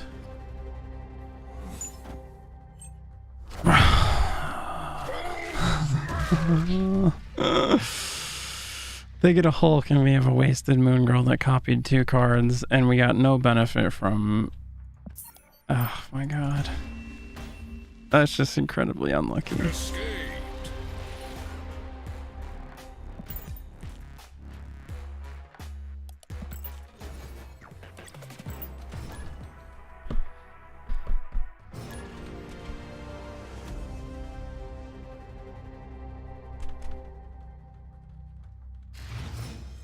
Also, if this deck doesn't shape up real quick, we might just fucking scrap it, because holy shit. We've been having to give this one a lot of one more times, whereas those other ones we were just like slapping victories back to back, so...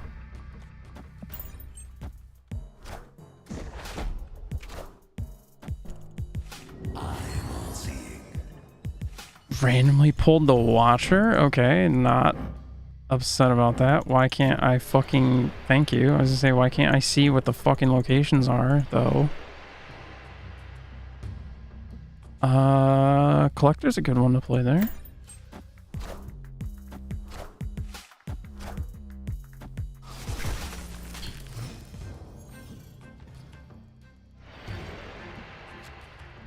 Oh, right. Oh, I knew it was Bifrost, too. I should have played to the left location. Whoops.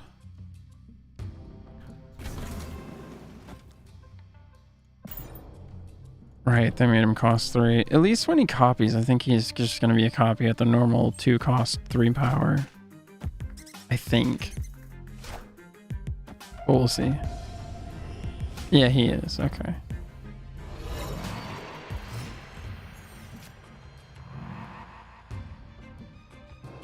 Okay, we got 6 cards. If we play Moon Girl, that'll open up 2 slots, so it's going to copy the first 2. I mean, I guess that still works because we got Taskmaster. It's going to refill our hand. We can Dino Taskmaster. It'll also give our collector 2 more points. So... Okay, also we are winning the middle location, which is very nice because cards cannot be played there anymore. But when they drop their blue Marvel this turn, which they're likely to have, it's going to tie the location. So...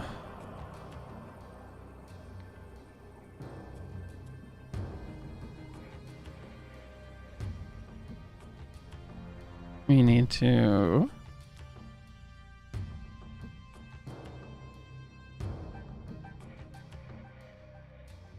play him here because this location's... Oh, have they moved the Nightcrawler yet, though? I don't think they have. They had not.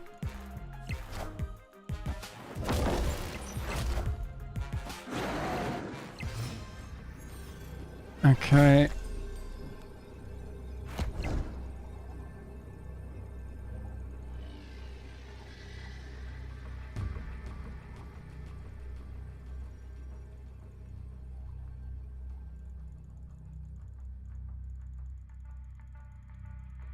What are they gonna have for turn 6? Either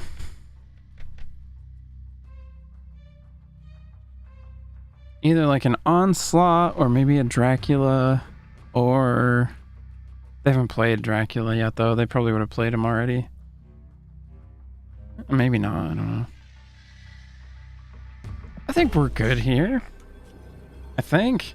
Because I can just Taskmaster and then Nightcrawler. Of course, if I keep the Nightcrawler in hand, because that's going to drop him to a 15 by playing a card out of our hand. So we probably want to keep...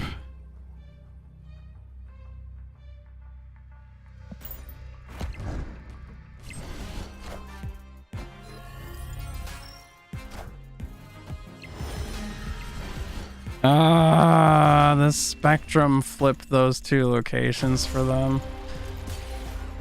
Oh, that's wild. Alright. Yeah, I think it might be time to retire the Dino. Now that we've come into some pool 3 goodness.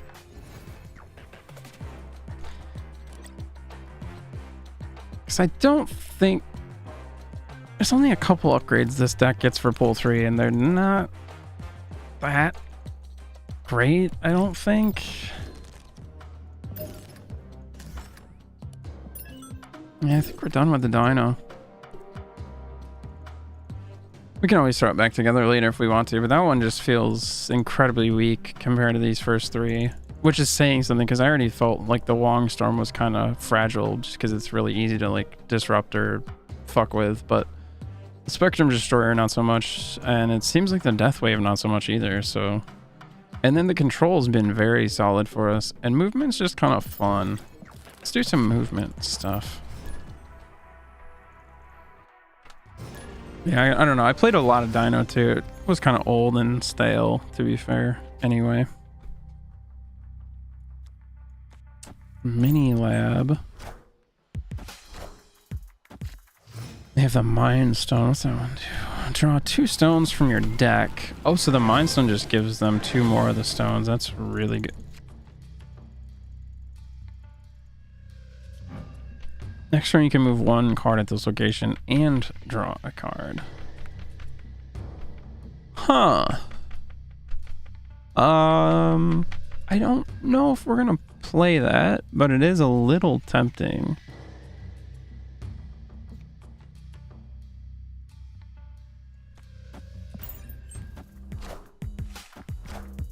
But I think if we try and play that stone, it's probably going to fuck with our tempo too hard. Unless we find we have an empty energy one of these turns. Let's dagger over here. And then actually we will play Space Stone, I guess.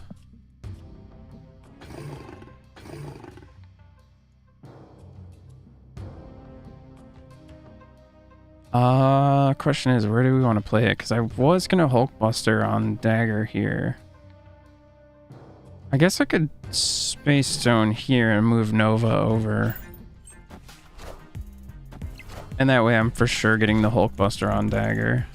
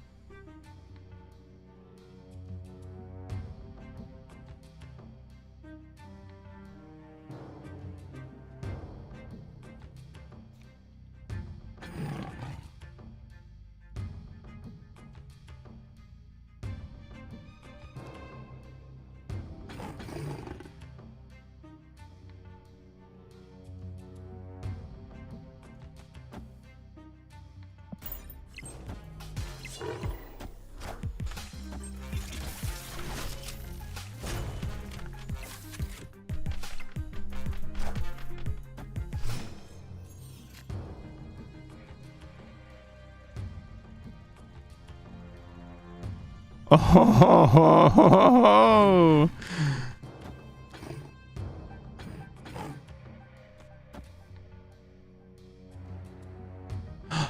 do we want to do that though? Because Dagger, when she moves, will get +2 for each.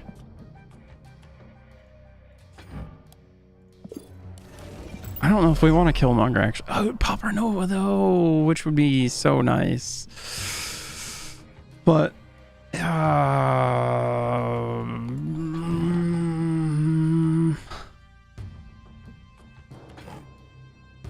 not to mention the Power Stone's not on board yet. No, we don't want to do it yet. Let's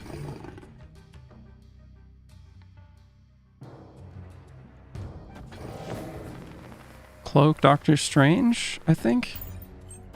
Doctor Strange is gonna pull Dagger over.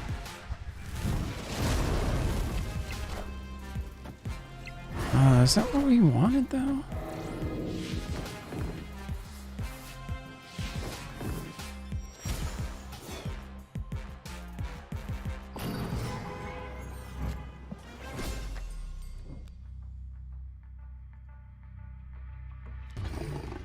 Right, because now we can move her back.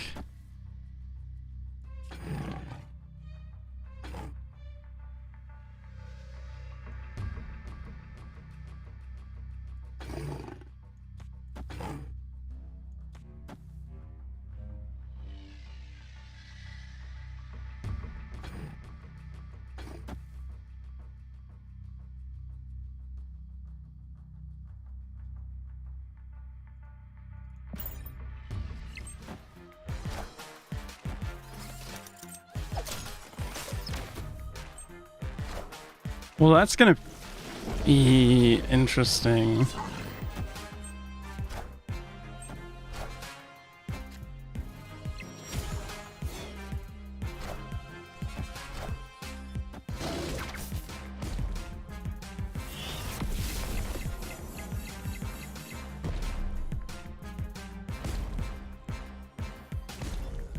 I don't think they had the Power Stone out though. Which is really good. Actually, no, that's even better because now they can play Power Stone Thanos next turn and they'll have played all the other stones, so they'll get the +10 power or whatever the fuck it does. I forget. I was gonna say, we're winning all 3 locations though, so I don't think it matters because they're going to be able to secure one of them. So, alright, even though our deck got fucked with, it's still worked just fine. Wow, that Dino deck feels really weak, especially because movement isn't even considered good by a lot of like higher level players, just because pool 3 doesn't add a ton of value to it. But holy fuck. Let's throw down a control match, I guess.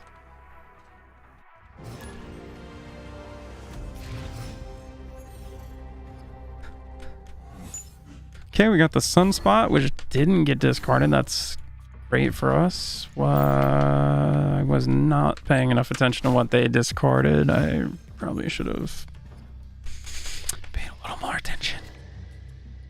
Oh, and we've got the Infinite in hand. Beautiful. So we are basically all set. Don't have Storm or Jessica Jones, unfortunately, but it's only turn 2, so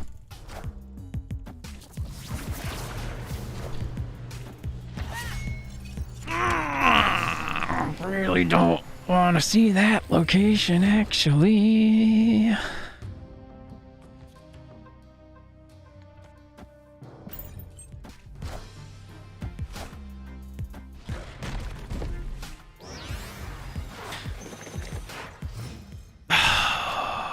Well, there's Jessica, but ideally with this deck, we lock down a lane with Storm and then we follow it up with Jessica. Or when we get Juggernaut, we'll put him instead, probably. But, and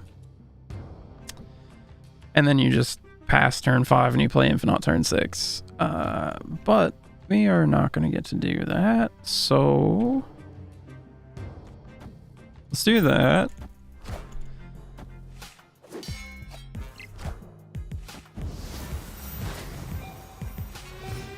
Aha, if only we had an Enchantress.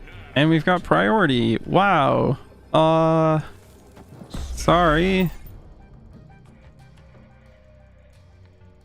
Their Wong is about to fucking get shut the fuck off. Sorry, my friend, not sorry. Oh, and they didn't play anything to the vault? Oh, this is probably a white tiger that they're gonna put down. It's a Black Panther. Oh, they were gonna Black Panther Zola. Well, you can get one of those added to each location, but not both, I'm afraid. I think our best bet is to just play Chavez here.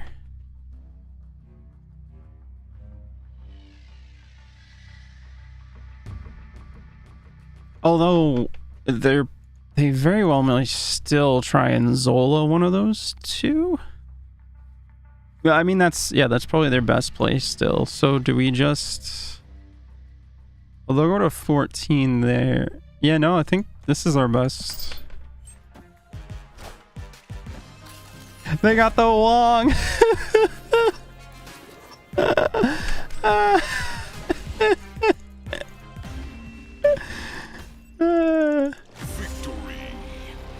All right. Yep. Control deck still holding up.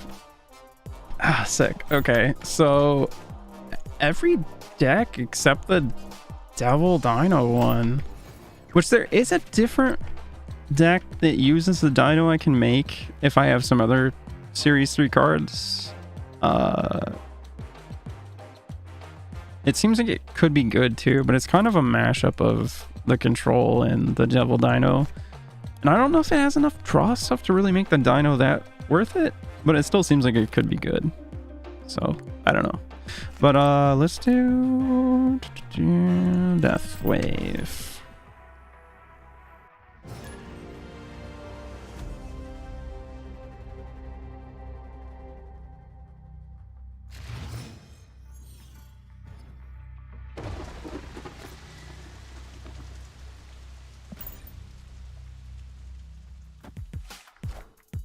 Oh, what? That is a cool ass Iron Fist variant. Holy shit. +1 energy. Can we get our Nova? We got a Yondu. That's good too. That is really good too.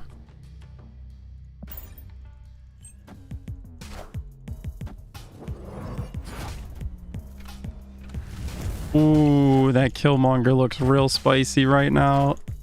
Human Torch is a 1-drop. So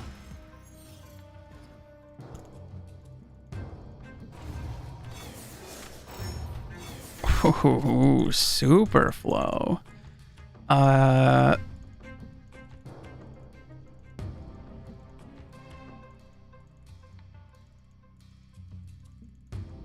this is looking a little sketchy though. We gotta start drawing some of our destroy stuff. Let's see, there's 1, 2. He'll destroy... No, he already did destroy a card. So that's 3. 4 if I Iceman before Killmonger. So even if I'm not able to destroy my Bucky...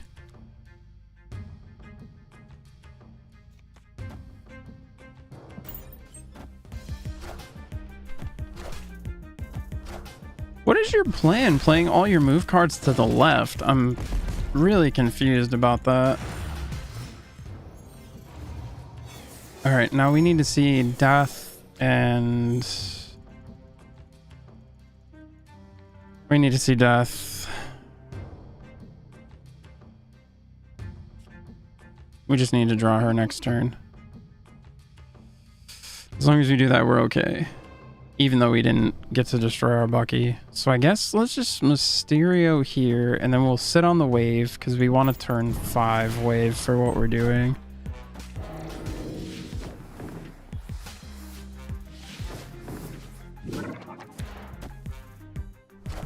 Okay.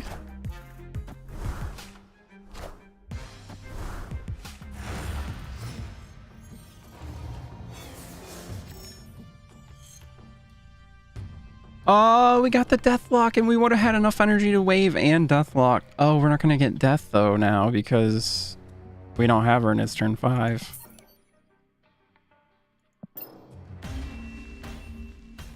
Well, that sucks. But see, I'd still rather know that than be like, oh, well, we could get her next turn, and then not get... Because we could have also gotten Carnage next turn, or...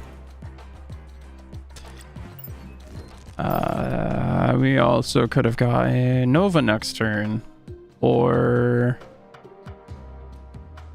yeah, I mean those are pretty much, because then there's Chavez, but yeah, so we could have gotten fucked anyway. So yeah, I still think I'd rather just know by turn 5, especially because nobody had snapped yet, so I only lost 1 cube, whereas if I was retreating turn 6, they probably would have snapped already, and I'd probably be losing 2 or 4 or...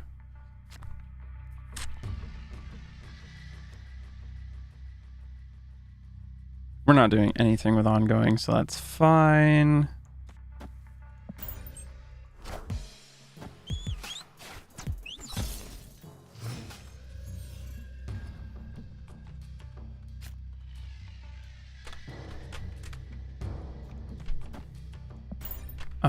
Okay, we've destroyed 1 card so far.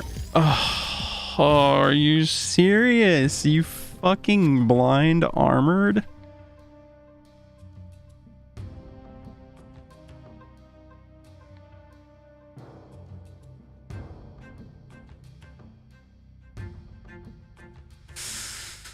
Well, because the... Yeah, I should have not played to that location probably in case it was a ongoing deck, because obviously they're going to play to that location. Escape. Ah!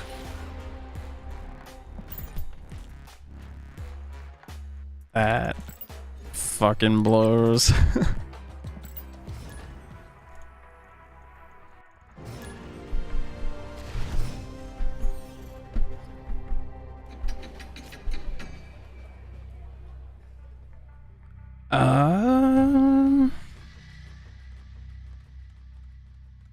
Oh, do we want a Yondu or Iceman first? I guess Yondu, because it counts towards that destroy counter, whereas Iceman doesn't.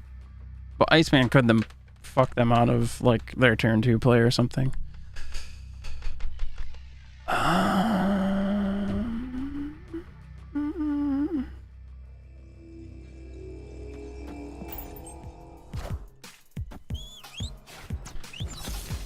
Got a Jubilee, okay. I'm glad I didn't play blindly to the middle. Although if I was going to blindly play to a location, it would have been this one on the right anyway, but... so there's 1 card destroyed. That'll be 2, 3. So we need 1 more card to feed to Mr. Carnage.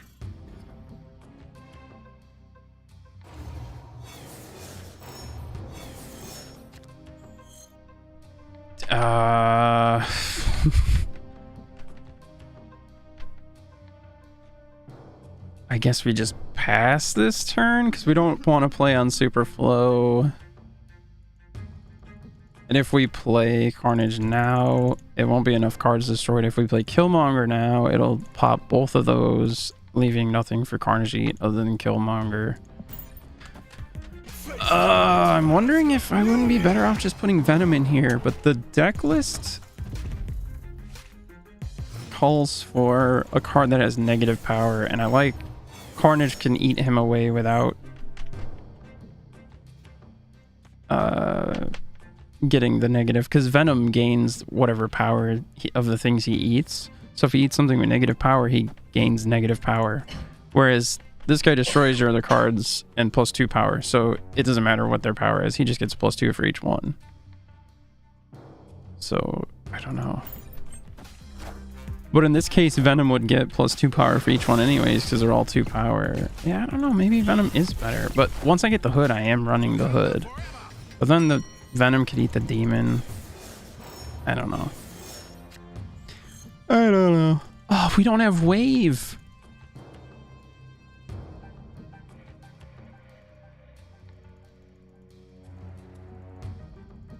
We don't have our wave. We can still just play. Oh no, we need to play Deathlock actually to a different location, because if he gets put on Grand Central for us, then it's going to destroy Carnage. Well, we can play him and Killmonger though, so I guess that's fine, and then that way we're gonna get one of these put there for free, so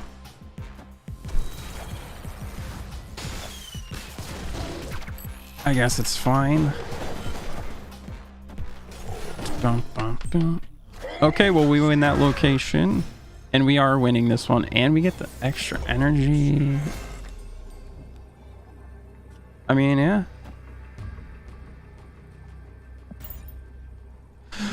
If they have Mjolnir, though...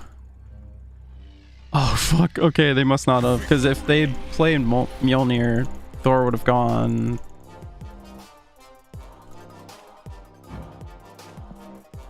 I think it gives him 6 power, so he would have gone to fucking 10 power and they would have won that location. Alright, so even without wave, we still managed to pull that off, but that one felt weird for sure. Oh. Alright, I guess I can see some merit to the argument of not having Chavez in a list like this, because that would have been an extra turn to draw Death or the Hulk or whatever card I want.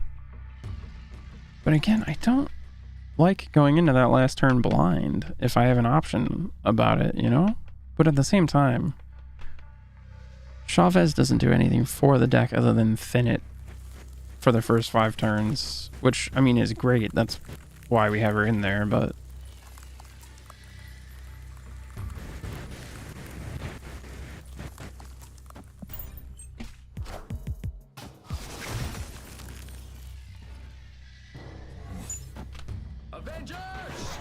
Okay, I was counting on him as a backup plan, but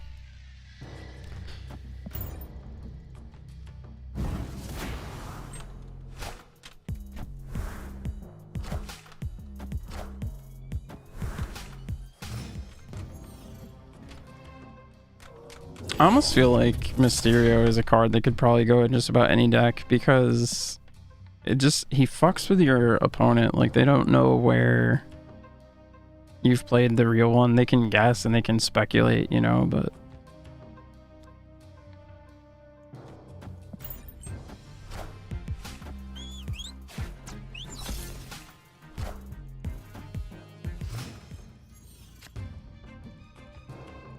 okay, as long as we draw a wave next turn, we're set.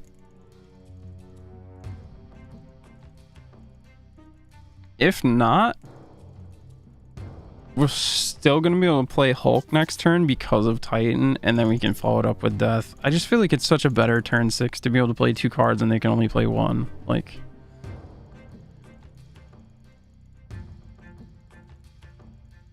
But 12 power on 5 and 12 power on 6 is still really good. And we're going to hit 2 1-drops. So yeah, she'll cost 6. Without wave.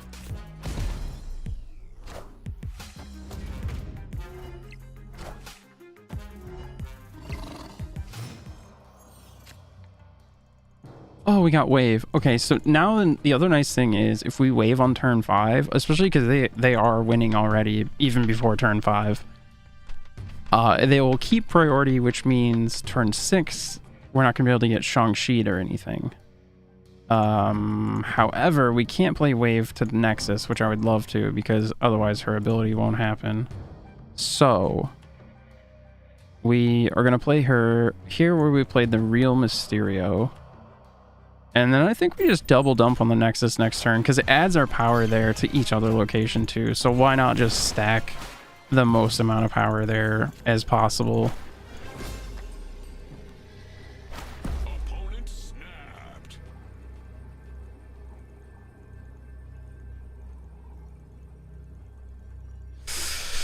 Ooh, problem being though, if they have leader. Oh, if we had destroyed one more thing, we could actually play all 3. Oh, that would have been so sick.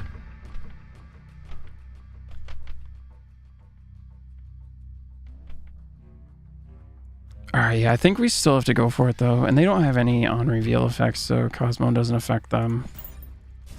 Oh, did I snap? I meant to snap. I don't know if I actually did though. I don't think I did because they had snapped.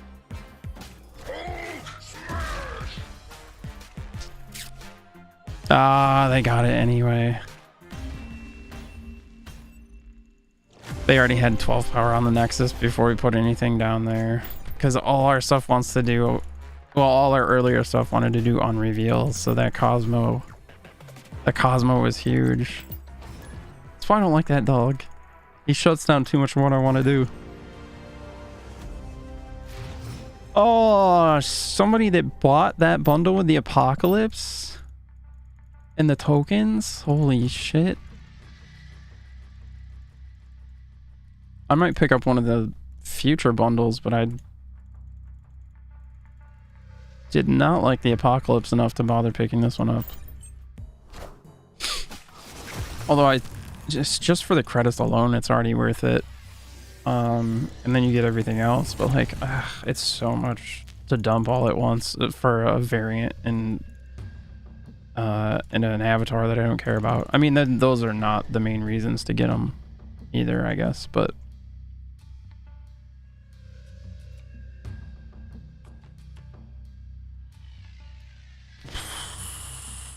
I guess we might as well just play Yondu out there, because then if we don't kill Monger, we can potentially sneakily win that maybe somehow.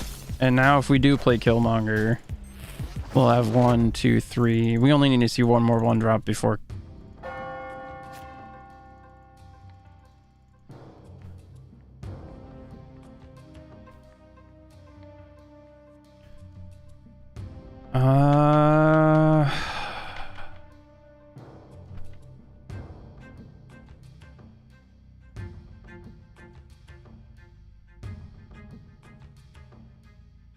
Or I could Killmonger and then eat the Killmonger with Carnage, I guess. That doesn't seem very good, but I don't know.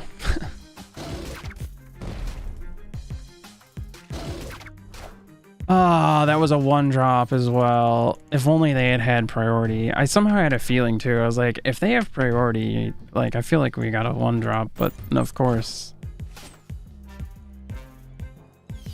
Camartage with the Jubilee. Very nice. Oh, hey, well, 4 things have been destroyed now. Because I don't have to destroy them, and they don't have to be my cards.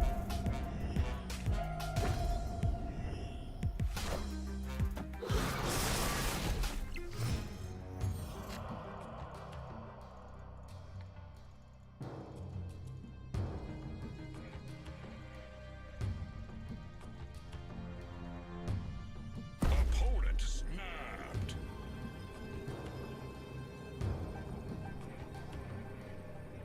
Opponent snapped, huh? They're gonna continue to play for that lane, I think. So we're just gonna Nova wave over here. Oh yeah, they are.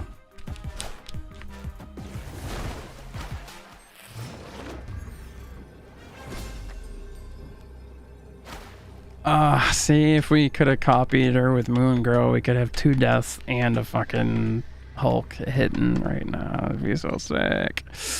But we can force a tie here, or we can just...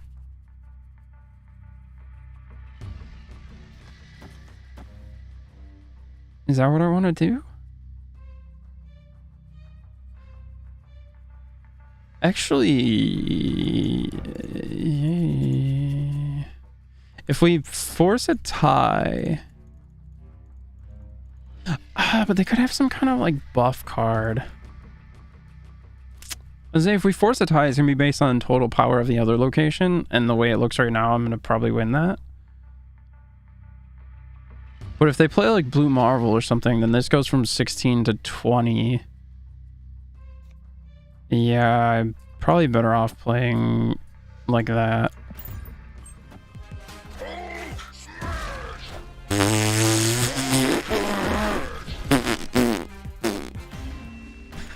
Why did they think that was gonna get them there? A single Hulk after I played Wave? Like, have you... surely you've played against Death Wave, unless you're just like some whale who's new to the game. But it's kind of hard to imagine a new player dropping $100 on a bundle.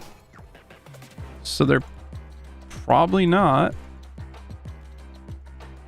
Why would they think the Hulk would get them there? What the fuck?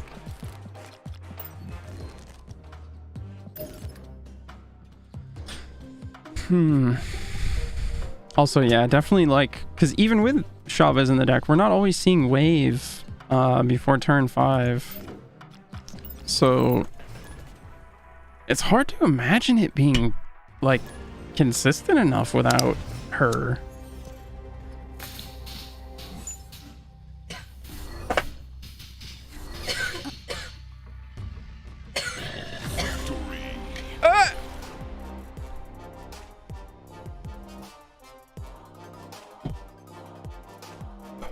That's something I didn't think about. I was like thinking like, damn, too bad it wasn't the Power Stone.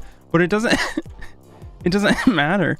For that Power Stone to work, they have to have played all the other stones.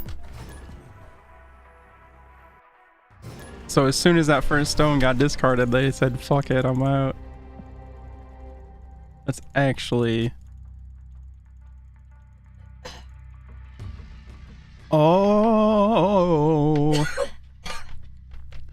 So what I could do with Bar Sinister is wait till turn 3 and I could play Iceman and then throw Carnage down, and 3 Icemen will flip up and then Carnage will flip up and eat the 3 of them.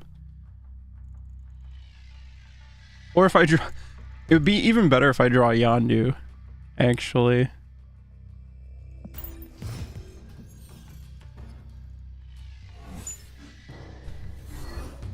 Well,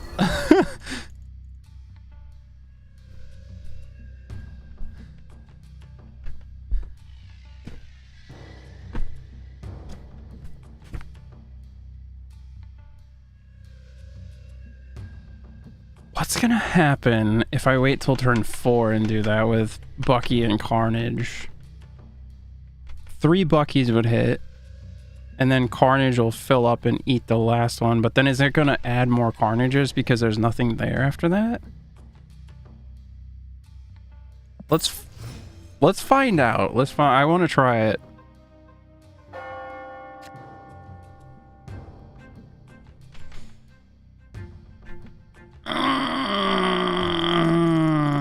I want to add the Nova to the mix, but I can't possibly do that unless I wait till turn 5. And I can't wait till turn 5 because I need to wave on turn 5. I guess we pass one more time and then... Oh, I could have played the Nova out, I guess. I just want to see what happens here. It's probably not going to be... it could be good. It depends how it plays out.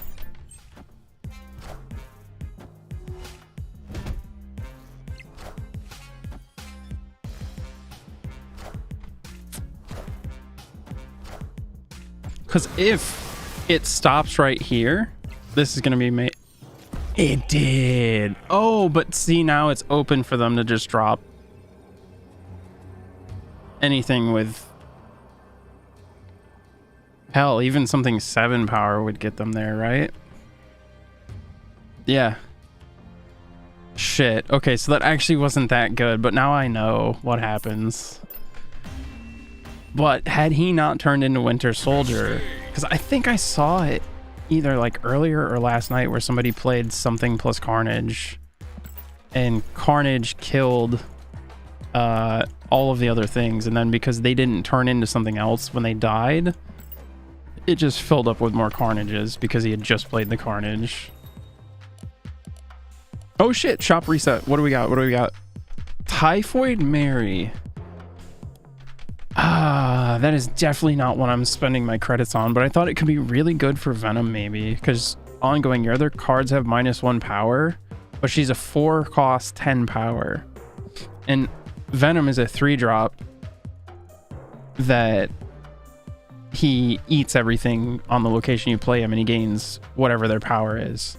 So you would stop afflicting your other cards with -1 power, and that 10 power plus anything else that's on the location would transfer to Venom. The downside being that if Typhoid Mary dies last, she compared to the other cards on the location, I think she'd still be afflicting them with the -1 power. But at most, it's going to be -2 power, like 1 to each of the other cards. So it's still going to be pretty freaking strong.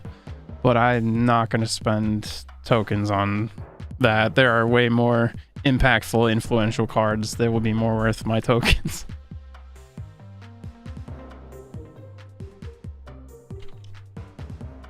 Oh.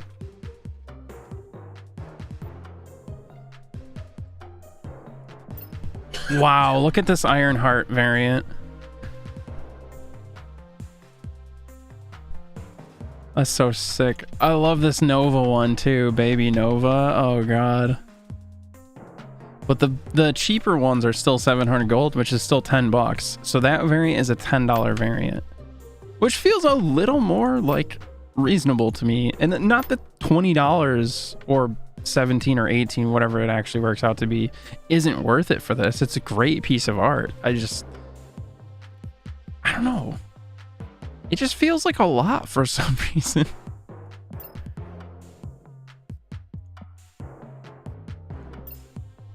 Oh, I love the baby Nightcrawler so much. I might have to buy that one. Oh, fuck. I don't want to, but I might have to. That's really cool. A blueprint variant of the Hulkbuster. That's sick. This Sandman looks fucking awesome. There's a lot. I like all of these variants in my shop. This is the first time this happened where I like all of them.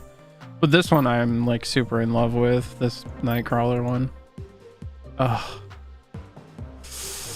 How many decks do I use him in though? Because that's the other thing. Like, there was a really sick Mysterio variant that popped up, but he's only used in this deck that I play. Do I want to spend $20 for one different piece of art to use in one deck? If I'm going to start investing in those, I feel like I'd rather buy one like Chavez, maybe, if a Chavez popped up, because I've been using Chavez in every single deck, you know? I don't know. I think I only have Nightcrawler in one deck as well. Fuck, okay. Yeah. Yep. Alright, never mind, I guess.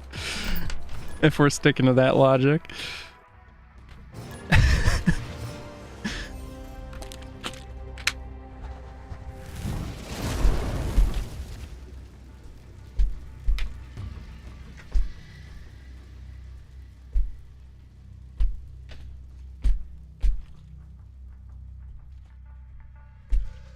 I do kind of wish you could pin variants in the shop though, like how you can pin cards in the token shop if you don't have the tokens for them yet. That would be so cool if you could. Oh, turn 7, that actually is pretty helpful.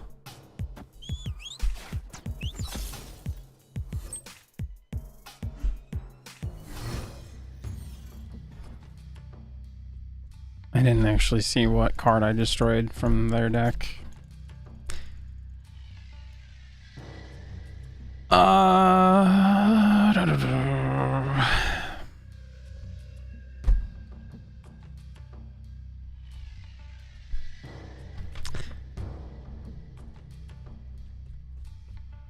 I really almost kind of want to wait to see if I can get Bucky and then Nova and then Carnage.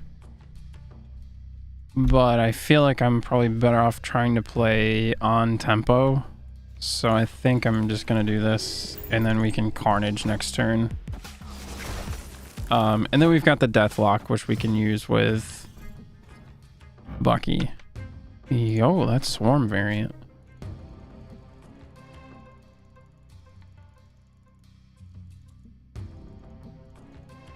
Yeah. And then, because we may not see Bucky either, so at least this will be our 4 cards destroyed, because Yondu destroyed 1 and then 3 are about to get whacked right now. Kind of sucks, because I'd get more value out of Nova if I had waited to kill him, since Carnage is the only one who is alive to get that buff. But Deathlock on Bar Sinister would probably be... It would be horrible, because he would just destroy, like, each copy would just destroy the previous one, basically. That's hilarious. So I guess we'd play him to Strange Academy.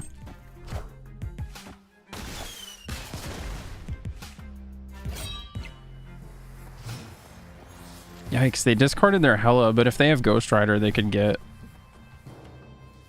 Oh... I haven't gotten my wave yet. Next turn I'll get Chavez, but then there's still the turn 7 where I could draw a wave. But I think I'm better off in this instance just playing Death on turn 5, since I can just play her. I can just hard cast her, and we can just play her to Bar Sinister. Do we want to do that? I don't know what they're... well, they're probably a Hela deck, and they just discarded Hela, so they need to get Ghost Rider, which they'll probably play to Bar Sinister. So just on raw power alone, we would win the location. But then depending on what Ghost Rider pulls, I don't know. It could be crazy. We'll see what happens, I guess. I'm just going for it, though. It's our highest power card, like, because Hulk is the same power, so ultimately... Oh, and then it kept Deathlock from being filled in here, whereas they got 2 cards filled in there, so now they're only going to get 2 copies of whatever big thing they play. We're in a much better position. I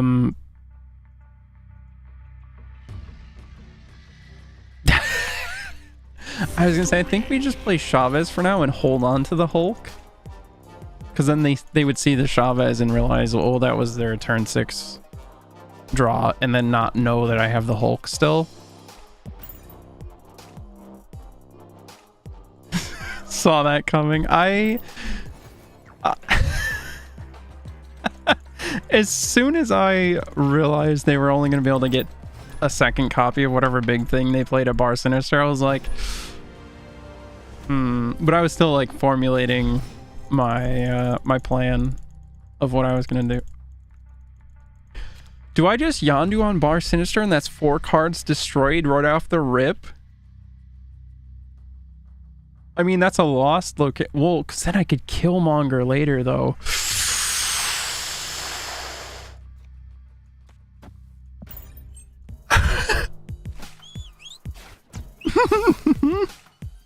Let's see, do I get any big targets? We know they're on movement now. Captain Marvel? Sunspot? Okay, we didn't get a real heavy hitter though, so that is actually kind of good for them. Because now they're just gonna... They've only got 4 cards left in the deck, so actually that was kind of bad because they won't draw their full deck now. That was kind of bad for them. Whoops. Let's... Opponent snapped. What? Well, I mean, they know exactly what 4 cards are left in their deck, so I guess... I don't know.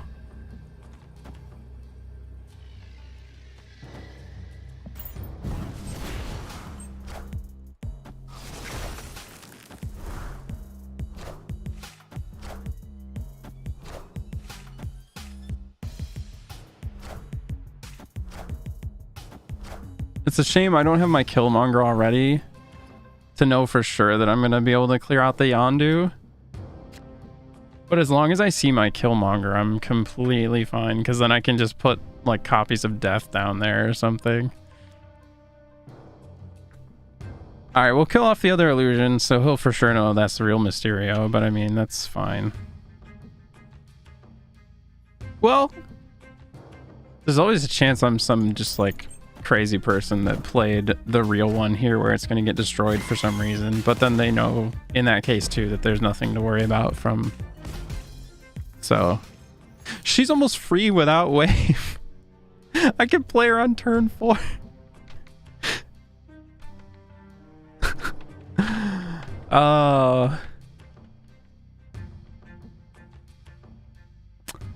Let's see though. If we don't draw...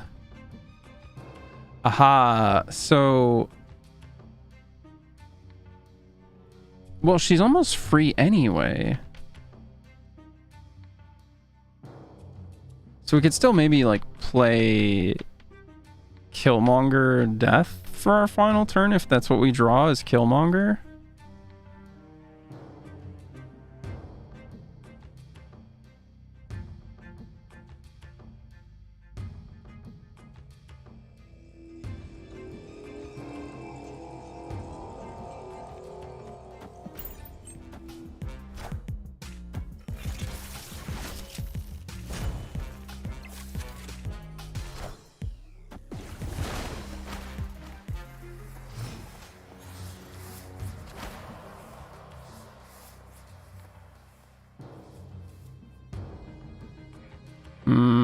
Okay, so we're not going to see our Hulk and we're not going to see our Killmonger.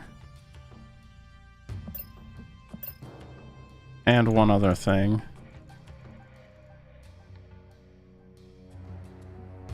That's really unfortunate. Yeah, this is lost now. The Yondu was like sort of an all-in strategy because I normally see the Killmonger, so I'm like, this should be fine. Nah, it wasn't. It wasn't fine. It wasn't fine.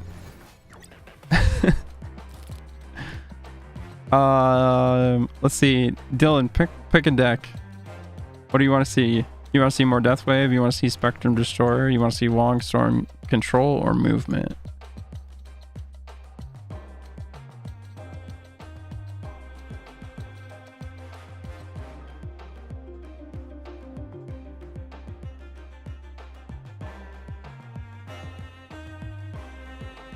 The blue magic deck.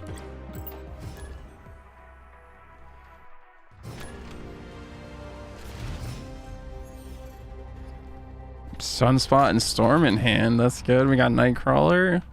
Nightcrawler can move into the stormed location. It's all looking pretty good so far. Let's just try and go for the right because I don't want to play on Vibranium Mines, and if they're a move deck, they're typically going to end up shifting left, so you want your power on the right and in the middle. Because most of them will still just Heimdall turn 6 even if it's bad for them. For whatever reason.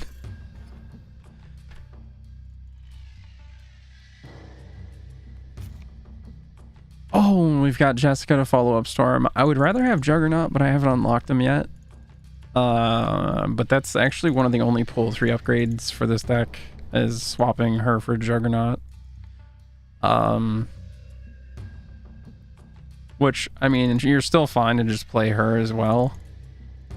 It's just Juggernaut moves anything they play away. So if they play like Jubilee and they hit like Infinite, they're going to win that lane. But if you push their shit into another lane, then you have that one locked down and you've won it. You know, so.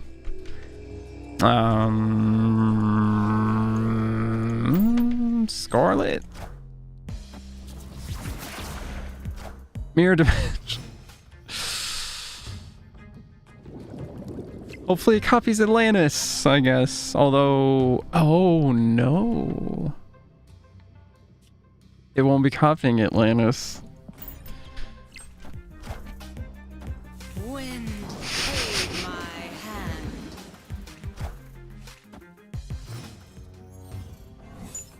It did! It copied the flooding! Oh, fuck! We'll just play Jessica. We can't play her there. All right. They've got the Morbius who's going to scale up. They're on Discord. Discord?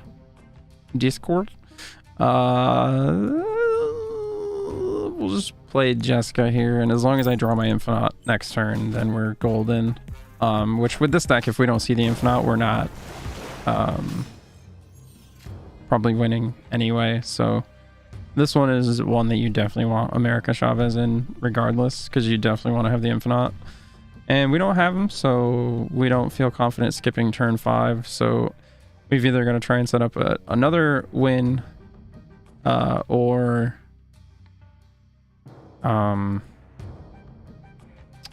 that's it. So let's see. I don't know if, because they've got the Dracula too.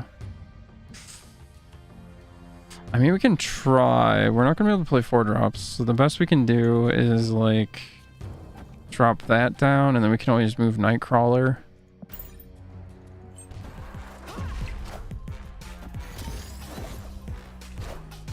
This one's not looking so great right just yet. Currently winning that location, but that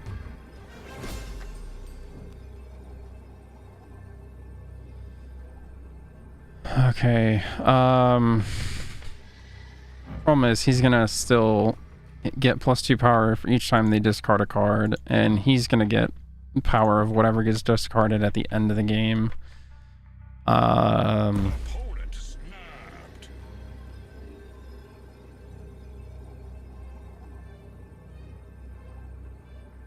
They probably have a Chavez hitting though, so we can win this lane. But then they're gonna end up winning these two, I'm pretty sure. Yeah, I think let's just get out of here and save our cubes. We can do another control match. The fact that Mirror Dimension copied the flooded location was actually kind of bad. If we had Infinite, we would have been in a much better position, because I could have moved Nightcrawler over to my stronger flooded location, or what I felt like was stronger, probably. Although I was a little worried about what the Dracula was going to discard, but I mean, there's still a chance they have something not good in their hand and Dracula gets like 2 power or something. This is great. Thank you, Elysium. I can play Angela out first, and then I can Nightcrawler, and then I can move him away and play other shit there. Like, that is so... Oh, they've got a Sunspot there. I was gonna say, if I can like lock it down with Professor X early enough, that could be strong, but the Sunspot, they can outscale us there potentially. We've got a Raft.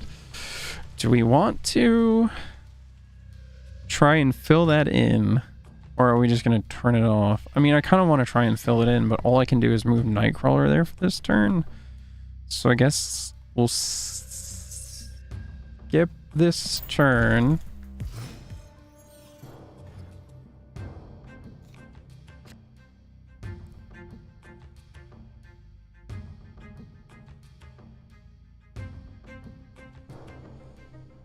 Okay, we'll play Jessica. We'll move Nightcrawler. And then next turn, we'll Scarlet Witch over here.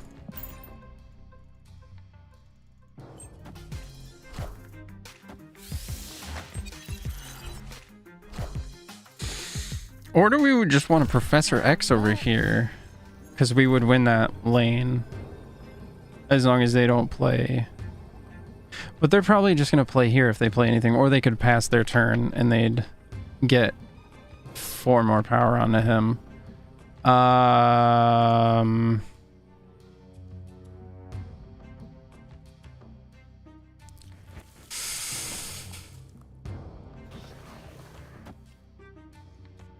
It's a waste of the Enchantress, but a free 6-drop. And we keep the game from ending right now.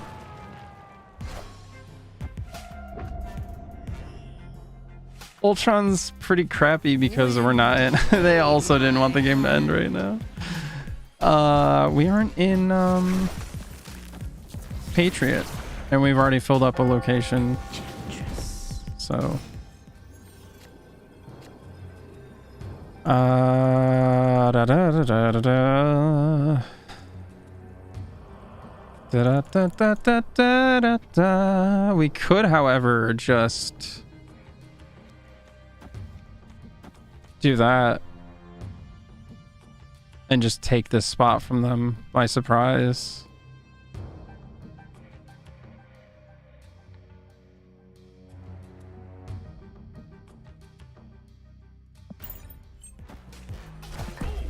We snap.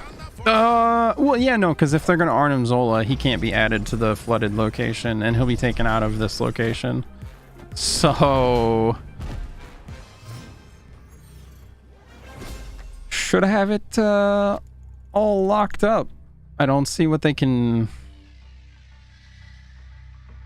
Well, they can easily just hold on, because they can just change game plan now, because we're not strong on this location at all, and this isn't much power for them to overcome when it's already 8 power. Yeah, let's get a hold on. On second thought, you know, upon careful reconsideration.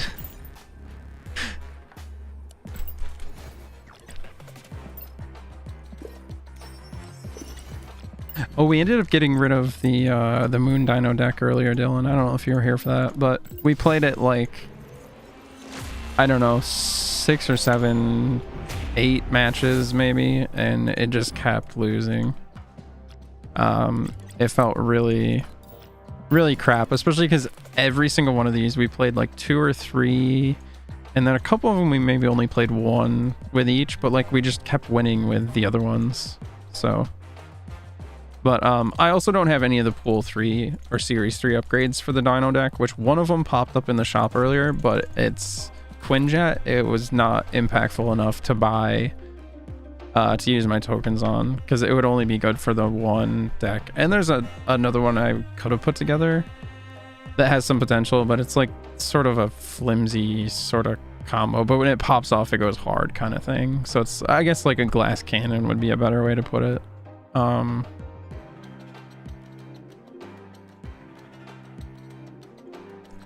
Let's try and do some more control, because this deck definitely did win earlier. I can't remember if I did 1 or 2 games with it, but it won every game that I played with it. I remember that. Okay, nice. We got Sunspot Infinite opening hand. That's really good. Honestly, we can lead with Iceman, because we're not gonna have extra energy on this turn anyways. And then if we don't have a 2-drop, we can just play him and he'll become a 2 power next turn. So.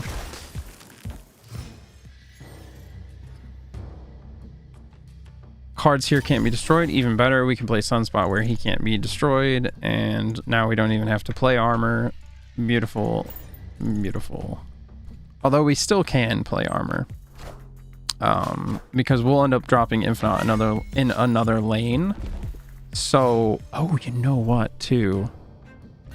They are likely gonna try and destroy their hood. So actually, I think what we'll do is we'll drop armor here. That way they can't destroy stuff if that's what they're trying to do. And then we can play Infinite here, and they won't be able to counterplay. Although, because we're passing turn 5, I think they will have priority anyway. So they can't really counterplay with like a Shang-Chi or anything.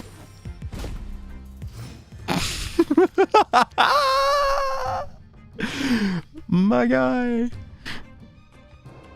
Oh, they're salty right now.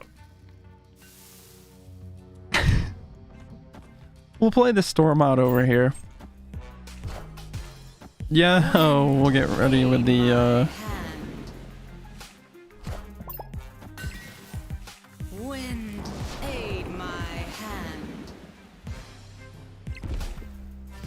we actually could have skipped turn. We could have skipped that turn and played Infinite, and he would have gotten +4 power.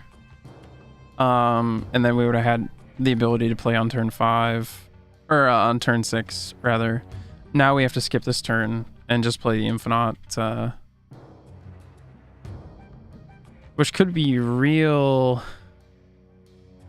not great, because if they play something here, which they're likely to, then they'll take that from us and they'll have that one. Although we would tie, because he'll become 9. So that could actually be okay, because they won't have the location 1 unless they commit to this one, in which case we'll still have this one. So I think we can actually just skip.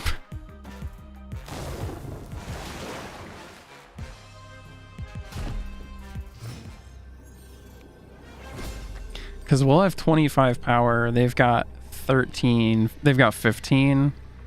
And then that'll be 25 there, plus 9, plus 2. Yeah, I think we've just got this one.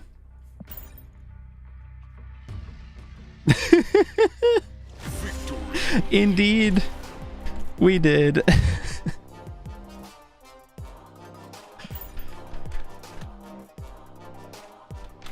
All right, cool. Let's do what one do you want to see now? Let's do Longstorm. You want to see Spectrum Destroyer? Some movement. Although you might have seen the movement match earlier, maybe, I'm not sure.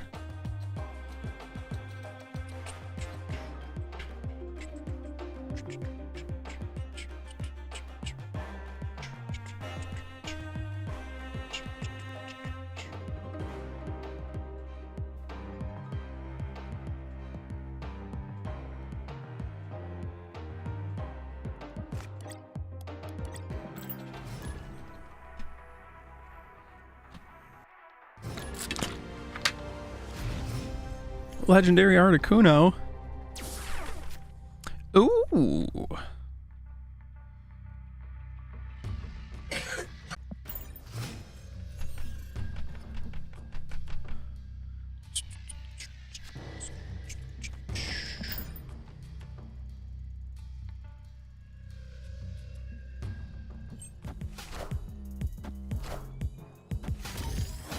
They didn't play the Gamma Lab. My friend, what the fuck? I'm not gonna play the Gamma Lab. I was hoping to see Wong this turn, but I mean, honestly, this is probably...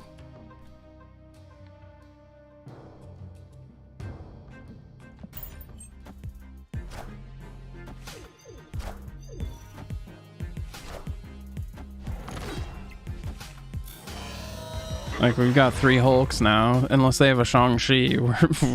We for sure won that spot.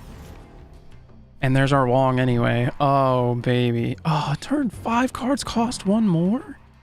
Shit.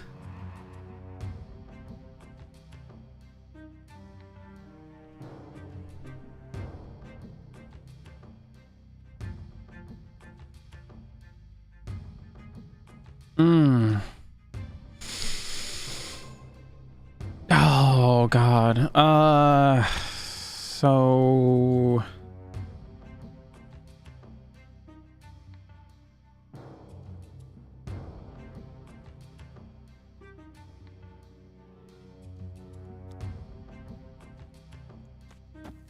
I guess I have to storm. Wind, aid my hand.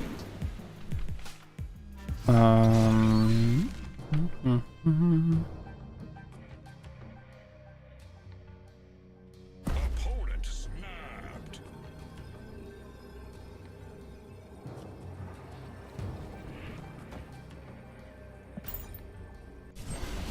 Avengers! Assemble.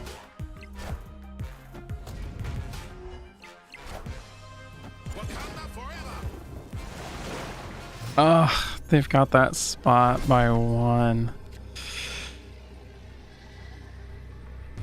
And we can't play it kill neither.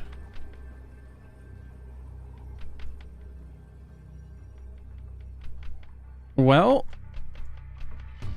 we can go for the 50-50 of does Arnim copy Black Panther and give us 16 and 16, Or does he give us 2 storms? Because... Oh, wait. Cards can't be played there. Cards can't be played there. So we can only play here. Yeah, no, we've got nothing. Shit.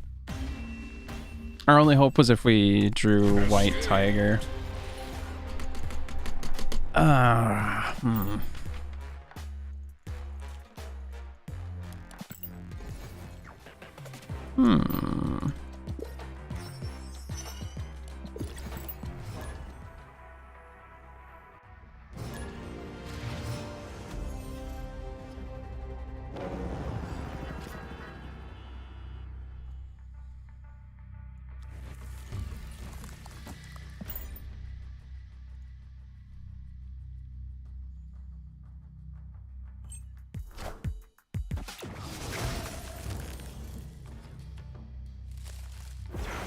Draw a card, that's good for us. Oh, that's good for them too, but nice. We got Psylocke, so we can Psylocke into Wong.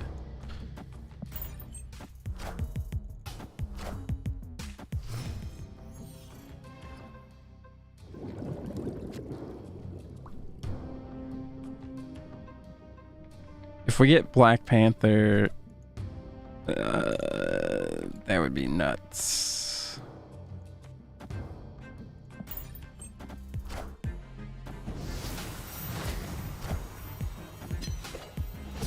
Alrighty.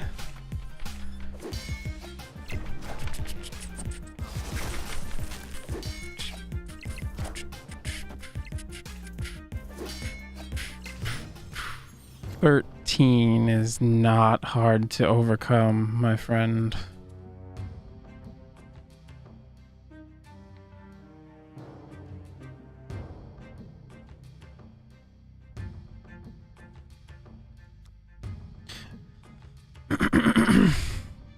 I think we Wolfsbane, White Tiger, Odin is the play line, I think.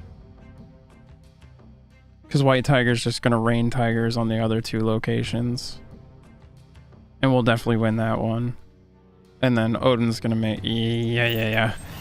We're gonna have a big old Wolfsbane. Oh, fucking rock. Oh, you ass. Never mind. But if we Arnim Zola, he's only going to copy 2, so there's a chance that he's just going to copy Wolfsbane and Black Panther, or just Wong and Wolfsbane. Like, we really want the Wong and Black Panther to be copied. So I think the Tiger is probably going to be better for us, because we'll get 14 more power here, and we'll get 3 over here, I guess. Probably. And then Wolfsbane will get massive.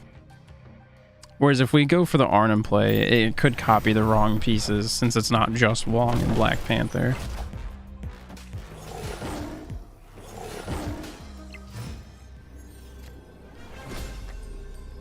But we snap on that.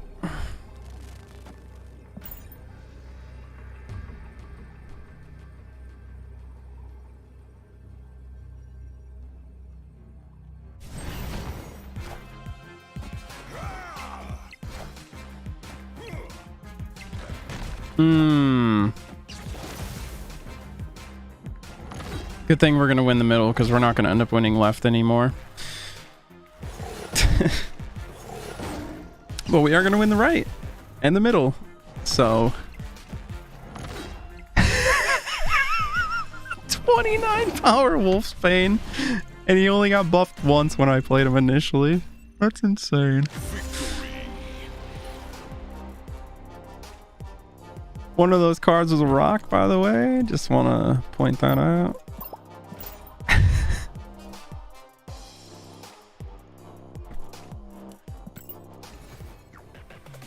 Oh man, the Wong Storm is fun when they don't cripple it with Cosmo or Enchantress.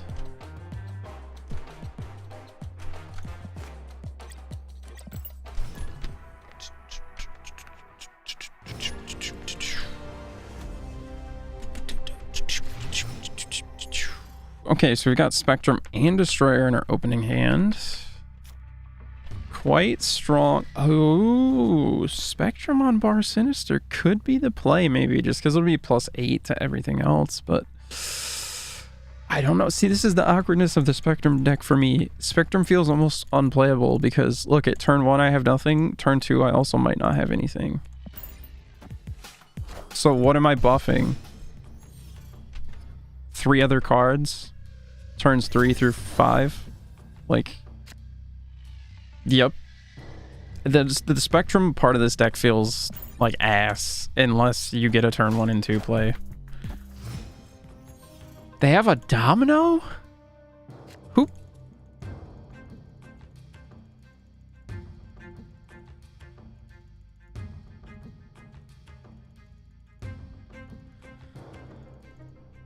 I guess we just Captain America, Warpath, Iron Man, and then we drop Destroyer here.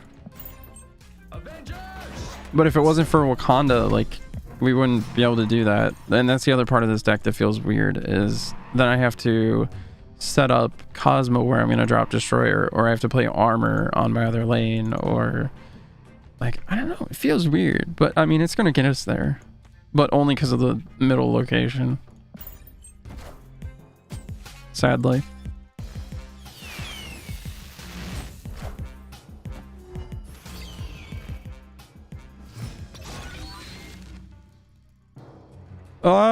We could also Professor X. Which sometimes Professor X on Bar Sinister is good because they might have like Hobgoblin or something, but they have priority right now, so if they have Hobgoblin, that's still going to come over to me before Professor X flips. So we will just have to risk it, because the other thing is Professor X isn't going to...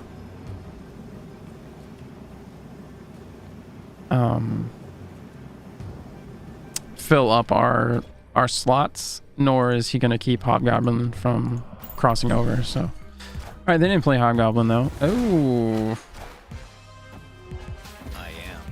what are they playing though? Because nothing's been being destroyed, so they're not on Death Wave.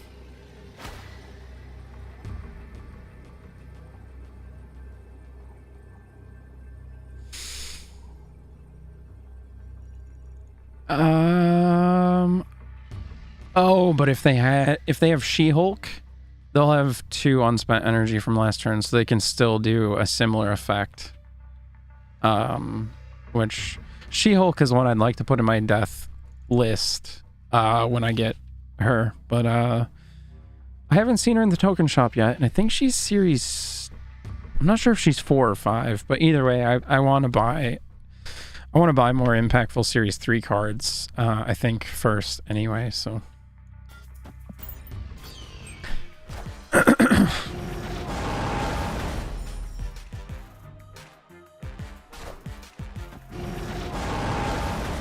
They did drop 2 cards, so one of them might be She-Hulk. That's a little scary. Oh my god, wait, no, he destroys himself? Oh no!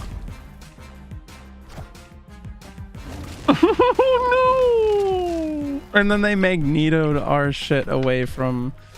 Nice. Oh man, I didn't think about that. I was thinking it was other lanes, not other cards. Oh fuck, yeah, Destroyer was not the play there. Spectrum wouldn't have been the play either though, I don't think, because...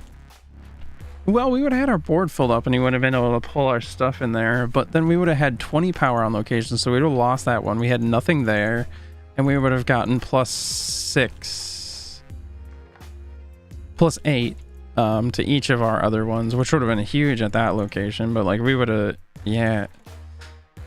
Fuck. Okay, well now I know that. I definitely won't do that again. Holy shit, that felt bad.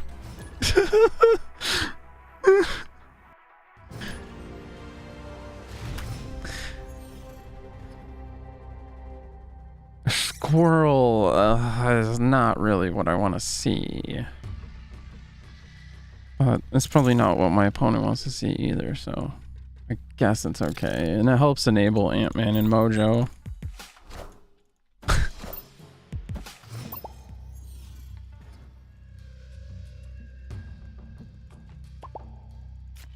bar sinister.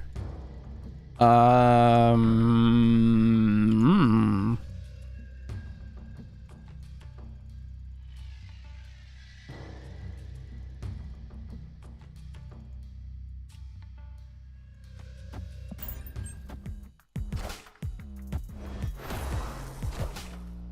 Oh god, the negative on the Iron Man sucks because he doubles all power, so he'll double the negative as well.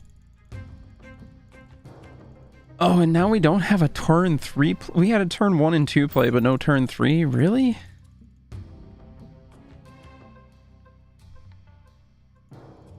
This is supposed to be one of the most consistent decks in the meta. It does not feel like it to me. And I even have Chavez in here to make it more consistent.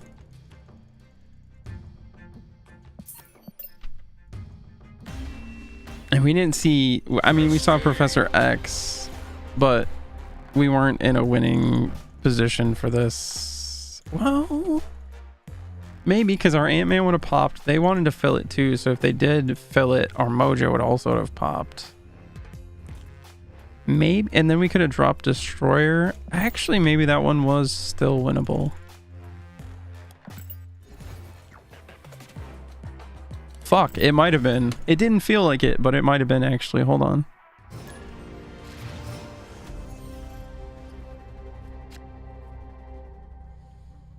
Shit, I bet it totally was, wasn't it? Oh no.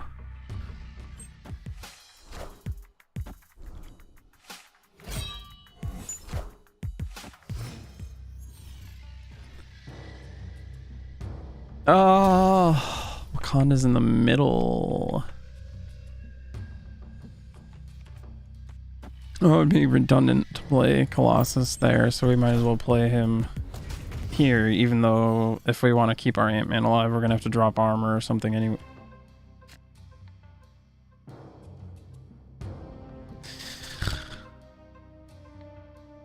Oh.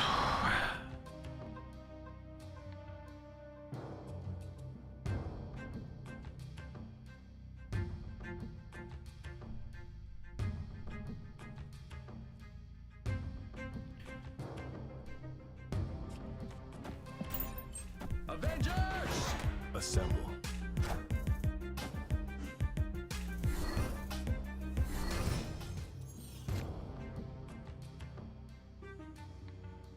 We've got the Warpath. That'd be kind of strong to copy, but man, the fact that 2 of those slots are eaten up by Ant-Man and Colossus is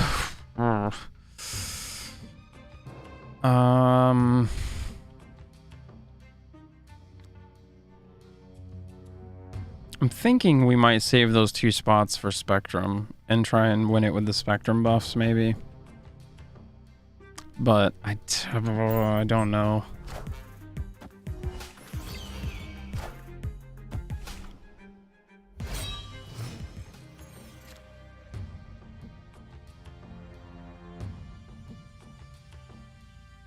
We can also Professor X. They're almost for sure gonna play to Wakanda. If we play him here, we could just lock that lane out. But then we're not gonna get the double Spectrum buff, which I think we might need to actually pull this off, maybe. So, do we risk it and play here? I mean, there's a chance they play their 5-drop on Marcent. They did, okay. That's not necessarily good for us, though. Oh, that's a 4-drop. Oh, yeah, but that's gonna be...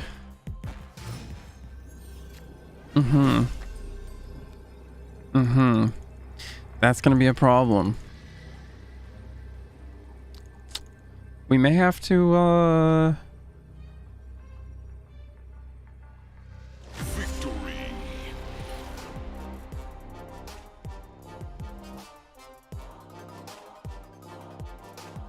do nothing, apparently. Okay. Oh, can we upgrade Destroyer? No, yes, let's go. That'll get us another reserve, I think, won't it? Hey, the hood. Let's go. That's one of the ones I was actually going to use credits on, or tokens rather.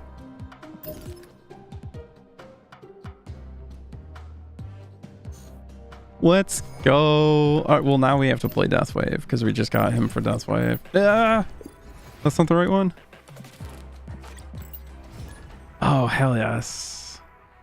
See, but now this is where I don't think I would want Venom in this deck now because there's the negative power from the hood. I had been considering him before, but I don't know.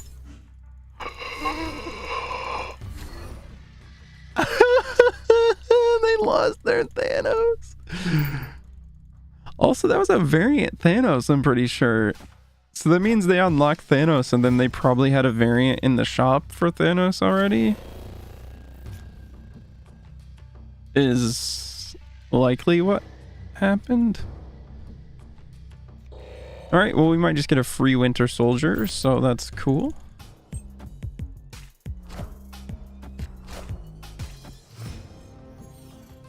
Neither thing played there that turn got blown up, really.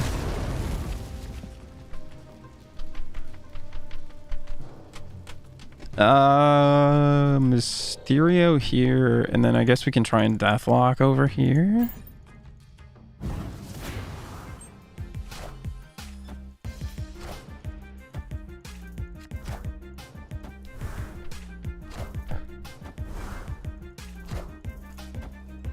Kind of surprised they're still playing it out. Thanos got discarded. Perfect. We can get, I mean, we only need 2 cards destroyed for death to work with wave, but I mean, the more destruction the better, right? That'll be 4 destroyed. So if we had She-Hulk, like, yeah. We nuked the Power Stone and they lost Thanos? Oh my god, and Deathlock landed? Oh, well. No, he didn't.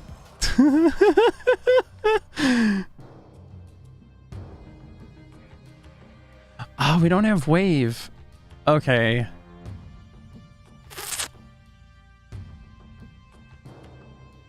But then, see, I would just be having to rely on top decking it, though. And now, at least because I do have these other ones in hand, like, I can just straight up play her this turn. I can just play Hulk this turn.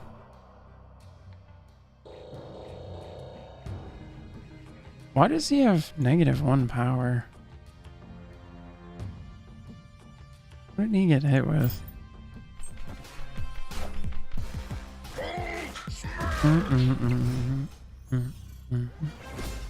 Why do they have negative power? What is happening? Oh, the Soul Stone. Bro, what the fuck? Wild.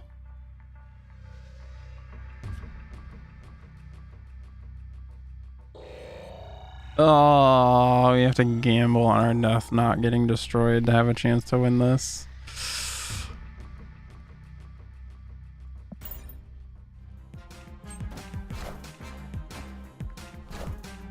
Oh, the Hobgoblin.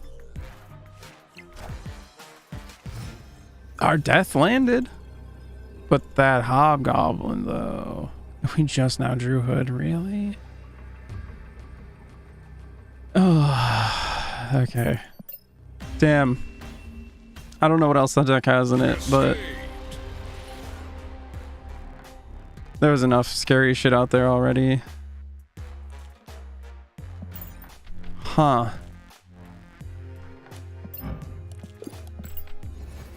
So is it better? I don't know.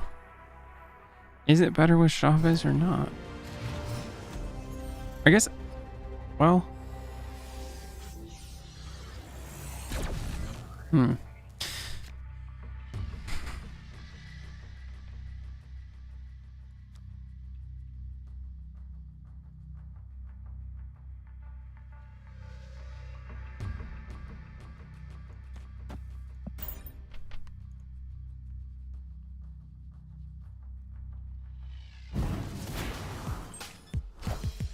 somebody else that got the bundle too. Shit, man. Ooh, nice Morbius variant.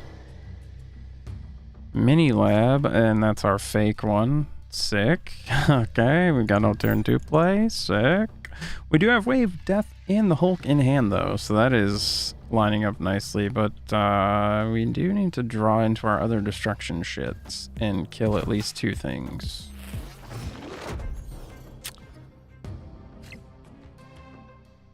Okay, well, there's a Nova.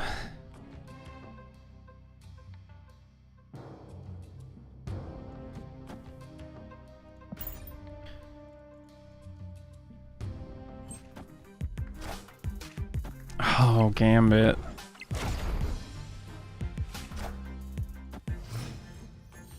Destroyed the Mysterio illusion. I'm actually fine with that. Okay, nice. We've got the Yondu to play down. We can Killmonger. That will destroy both of them.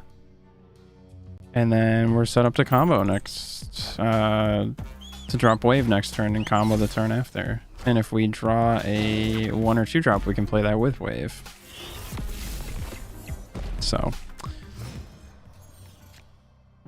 There we go. We got Bucky. Not a very strong 2-drop, but that's fine.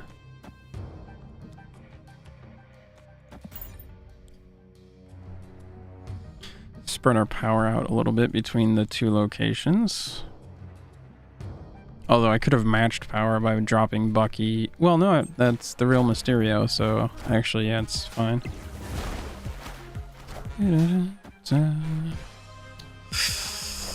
Dracula. Well, it is a discard deck, yeah, of course. I haven't seen Apocalypse discarded, which could just be really unlucky for them, but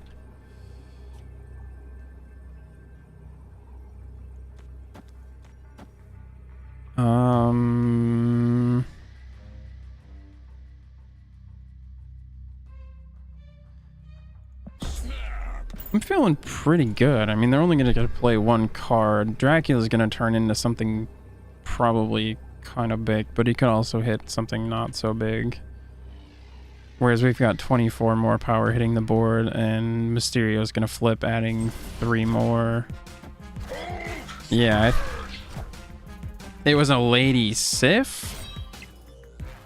What are you holding on to for Dracula? Wait, what? What did... Wait, what? Why did they snap, dude? What?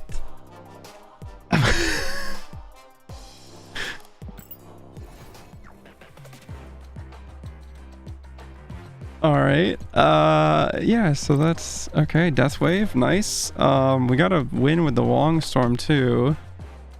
Or no, that was Spectrum just... Well, yeah, we won with the Longstorm as well. I don't think you got to see movement since you've been here, Dylan. But I think you've seen the other ones at least once each. Right?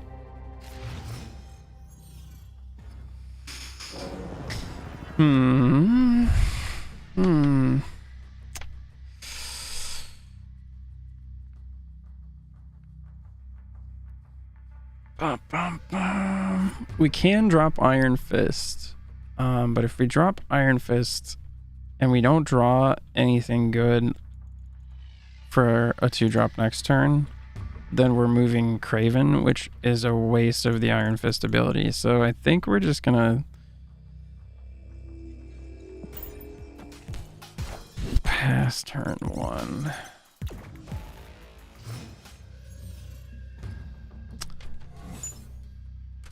Oh no, that actually fucked me because I didn't have anything I wanted to go with this stuff. Well, we're playing Craven then. And what does this guy do? Okay. Oh, sick, we've got Mindscape.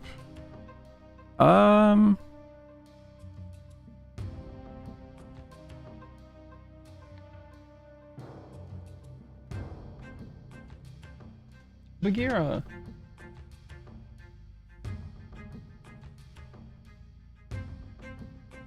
Let's see, we drew the Hulkbuster, but we don't have any of our normal targets we want to put it on. Ugh.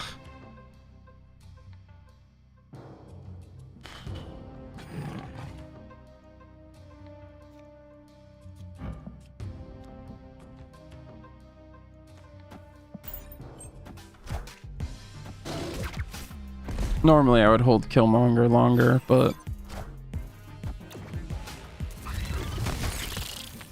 it was the best play I had without like fucking up what the deck actually wants to do. So now if we Iron Fist here, we can multiple man here, which will kick him over. Craven will get buffed, and we'll have a multiple man here and here, and then the following turn we can Hulkbuster to make him a 7 power.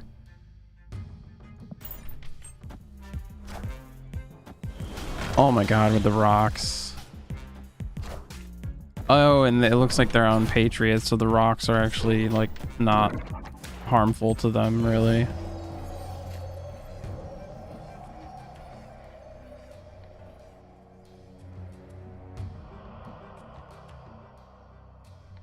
They're gonna have to play that Patriot this turn though, or it's not gonna be good for them. But us swapping hands is not good for us either.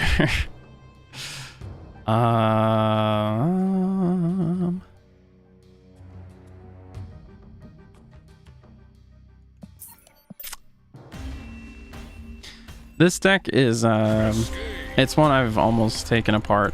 Or just gotten rid of like a few times though. It's quite good in pool 2, but there's not a lot of upgrades for it in pool 3, so it kind of falls off pretty hard usually. But you can get lucky with like a lot of the bad locations that would normally fuck up a lot of other decks don't bother this deck much at all, because you can just move cards into them. So there's some advantages like that, but overall it just kind of feels clunky usually. It's fun when it goes off though, but yeah, no, it's, I don't know.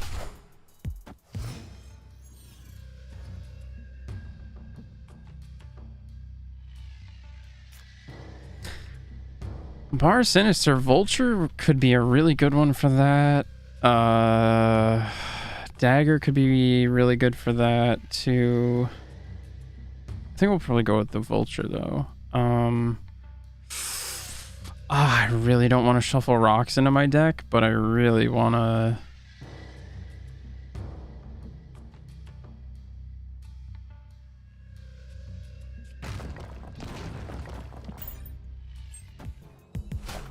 I was kind of hoping they played a Scarlet Witch maybe.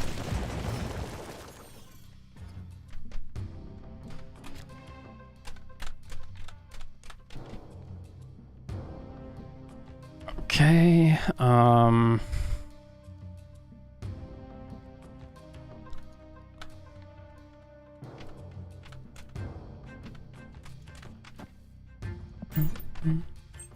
yeah, the other thing that's kind of awkward too is because he copies himself when he moves, he can clog up your board, and if you don't have him buffed, you really don't want a 2/3 clogging up your board everywhere. So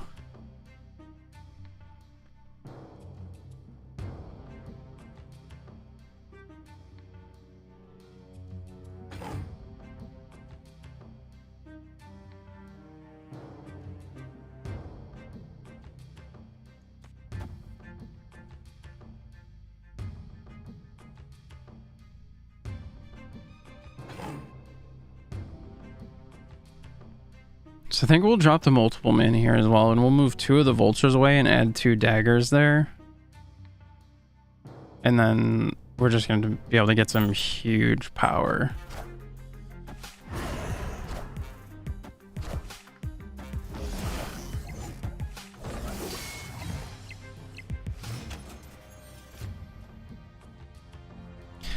So let's move. And then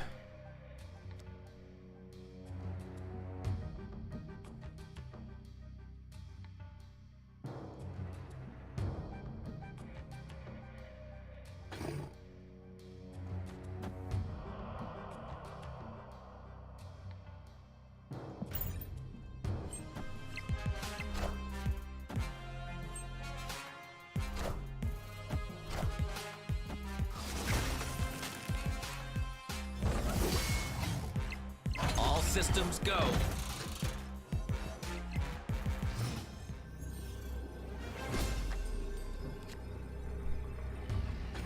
Now we're gonna do the Heimdall Shuffle.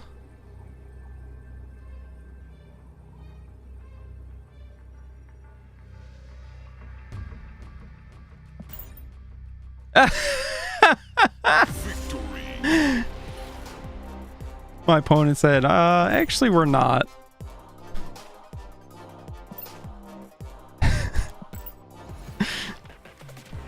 The fun thing about movement though is the opponent can never really be too sure where you're playing and if those cards are going to stay there or if they're going to move next turn or in 3 turns, or it can be hard to play against, but unless it draws well enough, it just like I don't know.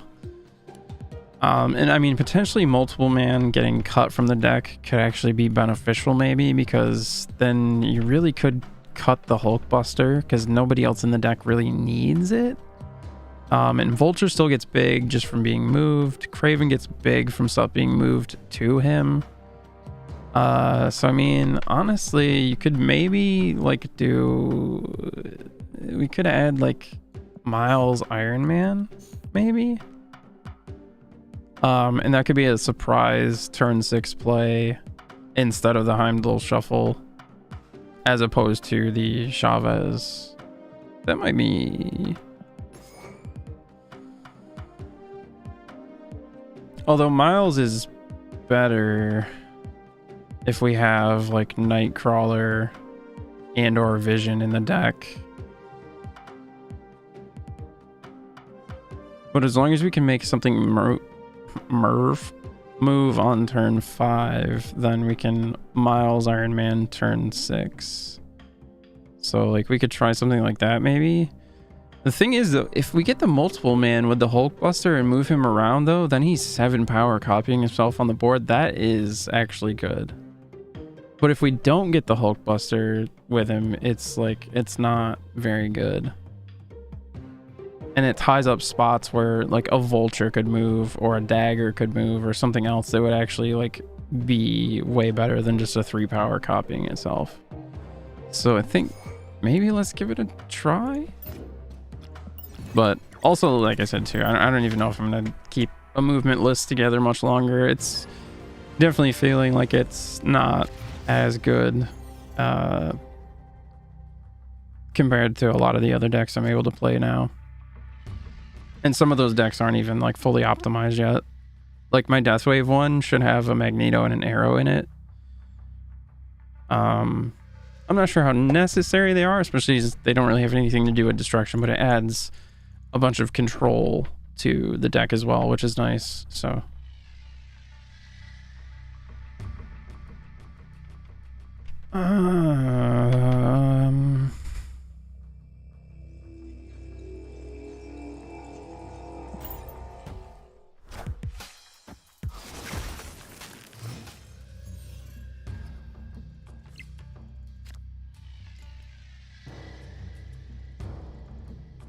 Craven Dagger got Iceman anyway, so I can't play her till next turn.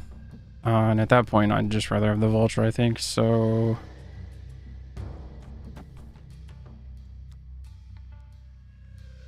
do we want to play it on negative zone though? But everything moves our cards to the left, so I think we just kind of have to. See, that's the other thing I don't like about the movement, is like it doesn't give you any option to go to the right. It's always to the left, and your opponent knows that too.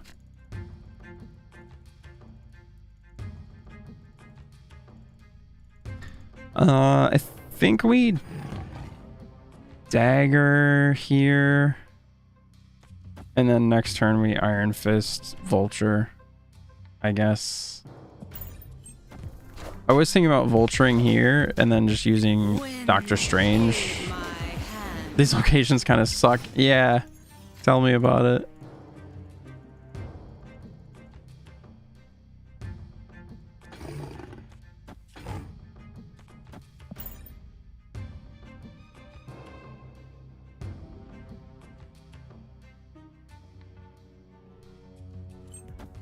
Like I said too, though, the movement deck really isn't that strong. If I had Human Torch in it too, maybe it could be, but he's a 1-drop, so he's really vulnerable to removal anyway.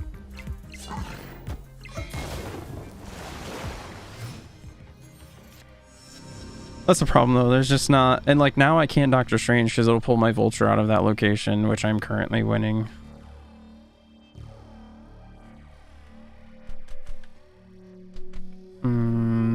However, I could Killmonger and play Miles after.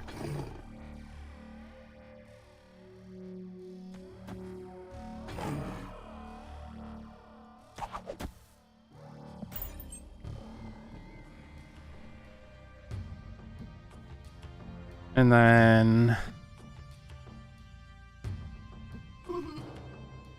I guess, do we want to... No, we don't want to drop Heimdall there because we want our stuff to actually move.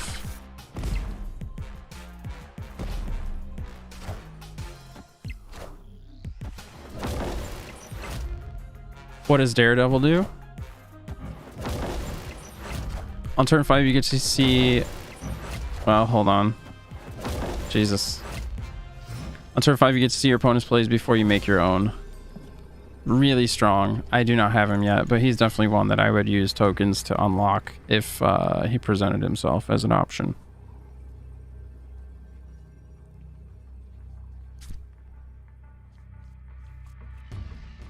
Let's see. Actually, hold on. If I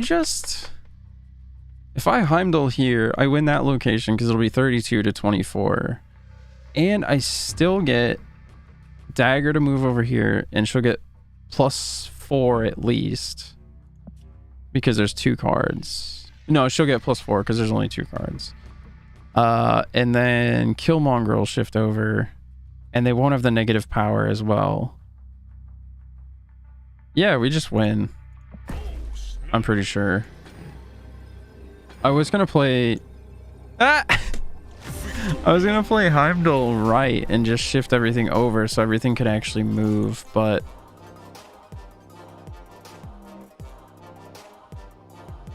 It wouldn't have won me the game, whereas just playing Heimdall the Bar Sinister would have won it, and then those would have still moved, and we would have won that too.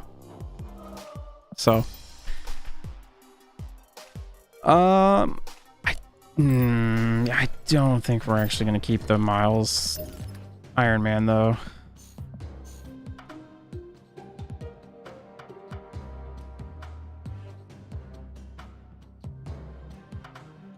Especially without somebody to, like, dedicated enable him. I guess maybe we'll just multiple man Hulkbuster. It's really good if we can get it. And we can always Hulkbuster on other stuff. Oh, shit. Yes. Okay, well, unfortunately, that is going to have to do it for me for tonight, though. Both Veronica and I work in the morning, and it is almost midnight now, which I did not notice. But yeah, so these are the 5 decks we're rocking right now. These first 3 are probably the best 3, but this control one surprisingly holds up really well. And it's all pool 1 and 2, so... Although, like I said, I would swap Jessica for Juggernaut if I had him. But that's one of, if not the only pool 3 changes I would make to this deck, honestly. At least from what I know. And then Series 4 and 5, I don't know enough about them to know. But, I mean... there's probably some good stuff in there that could fit in here for sure, maybe. But, like, this, it's just designed to give you the, like... the most amount of control over the game is you can possibly get. Like Iceman turn 1, you make one of their cards cost 1 more, slows down their tempo quite often, or fucks with their combos. You've got Angela, armor to protect your stuff, like especially your Sunspot, your other 1-drops. Those are most vulnerable ones in the game. Scarlet Witch to change locations you don't like. Storm to flood out and lock locations. Can also just change a location you don't like. Jessica after Storm to help nail down that location.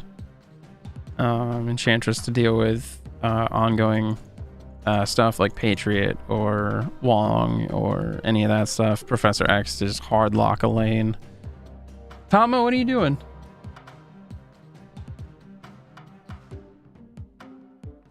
He was over there and he just like shook his foot. Yeah, you'd have to look at your monitor mainly. That's where he was like aiming at if he was doing anything. And then we got the Chavez just to help ensure that we have infinite before turn 6, so that we know we can skip our turn 5 and just help with the consistency. But yeah, so super friendly, like budget friendly, if you will, since it's pool 1 and 2. But it still holds up against the pool 3 decks. So this one's kind of clunky, but it's fun when it works. The movement stuff. This one, because it's so reliant on Wong, it's real easy to fuck with. They just have to drop a Cosmo or an Enchantress or something like that, and that'll fuck with it. They can also use Arrow or Magneto to move your other stuff out of the lane. Or, well, Magneto would pull Wong himself, but... so that one's, it's kind of delicate. It's got Ebony Maw in there too, but it's easy to overcome his downside because with like White Tiger or the Arnim Zola Panther, like there's plenty of ways to still get cards added there after in this deck, which is why I actually do like him in here, and I can even feel comfortable playing him turn 1 on this deck, which is any other deck basically I would not feel comfortable, because after you play him you can't play cards there. But the Tigers from White Tiger can still get added there. The Black Panther with Zola can still get added there. Buffs from Ironheart can still go on to him. All that kind of stuff. If they try and move your cards with Arrow or Magneto, it's gonna still pull them into that lane. So that'd be kind of dumb, because a 1/7, that's extremely mana efficient, energy efficient, excuse me. Spectrum Deathwave or Spectrum Destroyer, to me it just feels kind of weak because the early game tempo isn't always the best, but we should usually at least have a turn 2 play, so it feels all right. If we only miss turn 1, it's not that big a deal. If we miss turn 1 and 2 and then we have like not a great turn 3, that feels real bad. Like Iron Man, Captain America on turn 3 after not having a turn 1 and 2 feels pretty bad. He's not buffing anybody. Well, I mean, he will in later turns, but... And then the nice thing is if you get, like, Captain America, Warpath, and Professor X, that's probably a 1 lane. Or Captain, Warpath, Iron Man. So, like, you can definitely win a lane with, like, 3 cards in this deck. And then just drop Destroyer. Because Professor X will keep them from being destroyed. So, or if you've got armor, you know, so there's there are plenty of options. It tends to just draw weird for me, it feels like, but it feels like Chavez helped with that. But there is the off chance, like if I don't have my Destroyer or my Spectrum by turn 5, then I'm not going to get them because of Chavez. So that is, I'm still taking that into consideration with the decks that do have 6 drops, especially multiple 6 drops. But it seems like it just helped make it better, because what she does is you don't draw her until turn 6. So 1 through 5, you're only going to draw other stuff from your deck. So you've got an 8 out of 11 chance on the first turn to draw any other card versus 9 out of 12. So your earlier turns, it just makes you more likely you're going to get your other stuff you need. But if you need any particular card in your hand by turn 6, which really we don't need Destroyer till turn 6. We almost kind of don't want him till then, just because we can't play him before then unless Project Pegasus or Elysium or something pops up. But typically we need some kind of setup to play him first anyways. So we're not destroying other shit. So again, not super helpful, but I don't like going into the turn 6 blind. But I don't know, it probably would be better, because then I would have Mr. Fantastic, which would be another earlier play, and would probably feel better than Captain America if I hadn't played anything else yet. But only mildly, if at all. I don't know. I'll definitely have to think about it more. But then like Death Wave, like even with Chavez, we still didn't always see Wave, or we still didn't always see Death or our other 6-drop. Like I feel like it just makes it better, like more consistent. And if we don't have that stuff by turn 5, do I really want to blind top deck and hope that I get my Death or whatever? And if I get Wave turn 6, it does nothing for me, you know, like I don't know. I'm really kind of torn, because most lists, like this list, the meta list for this does not include Chavez, but it feels like it's better for me with her in there. Just because then I know by turn 5 if I've got my stuff going on or not. I don't have to go into it blind on turn 6.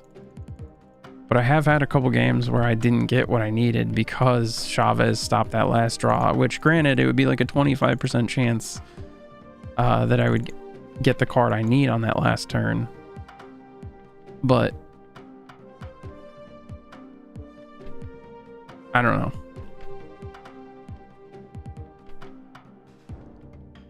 Be interesting to see if you guys have any thoughts on Chavez. Like in this one, we definitely want it so that we know we have the Infinite, because we're not skipping turn 5 if we don't have him, you know? Yeah, I don't know. I feel like I just want it in all of them, whether it's better or not, maybe. Just because I like knowing my turn 6. If she's in there, I'm going to draw her for turn 6. So as long as I have my other stuff in those first 5 turns. But it does slightly decrease my chances to have drawn that last card that I need if I don't have it yet. Well, and then, I mean, it literally takes that chance away on turn 6. But, like, the odds overall over the course of a game, it is slightly less likely I'll have drawn whatever card because of not drawing that card on turn 6. So, I don't know. What do you guys think? What do you guys think about Chavez? Let me know. But that's going to have to do it for me for tonight. Thank you guys for watching. I hope you guys enjoyed. And until next time. Oh, let me say too, thank you specifically to Andy and Dylan, aka Link Fan, for hanging out, chatting, and being here. Anyone else who may have been lurking or may see this in the future, thank you guys. I hope you guys enjoyed. Hopefully this was educational, informative, entertaining, all of the above. But yeah, until next time.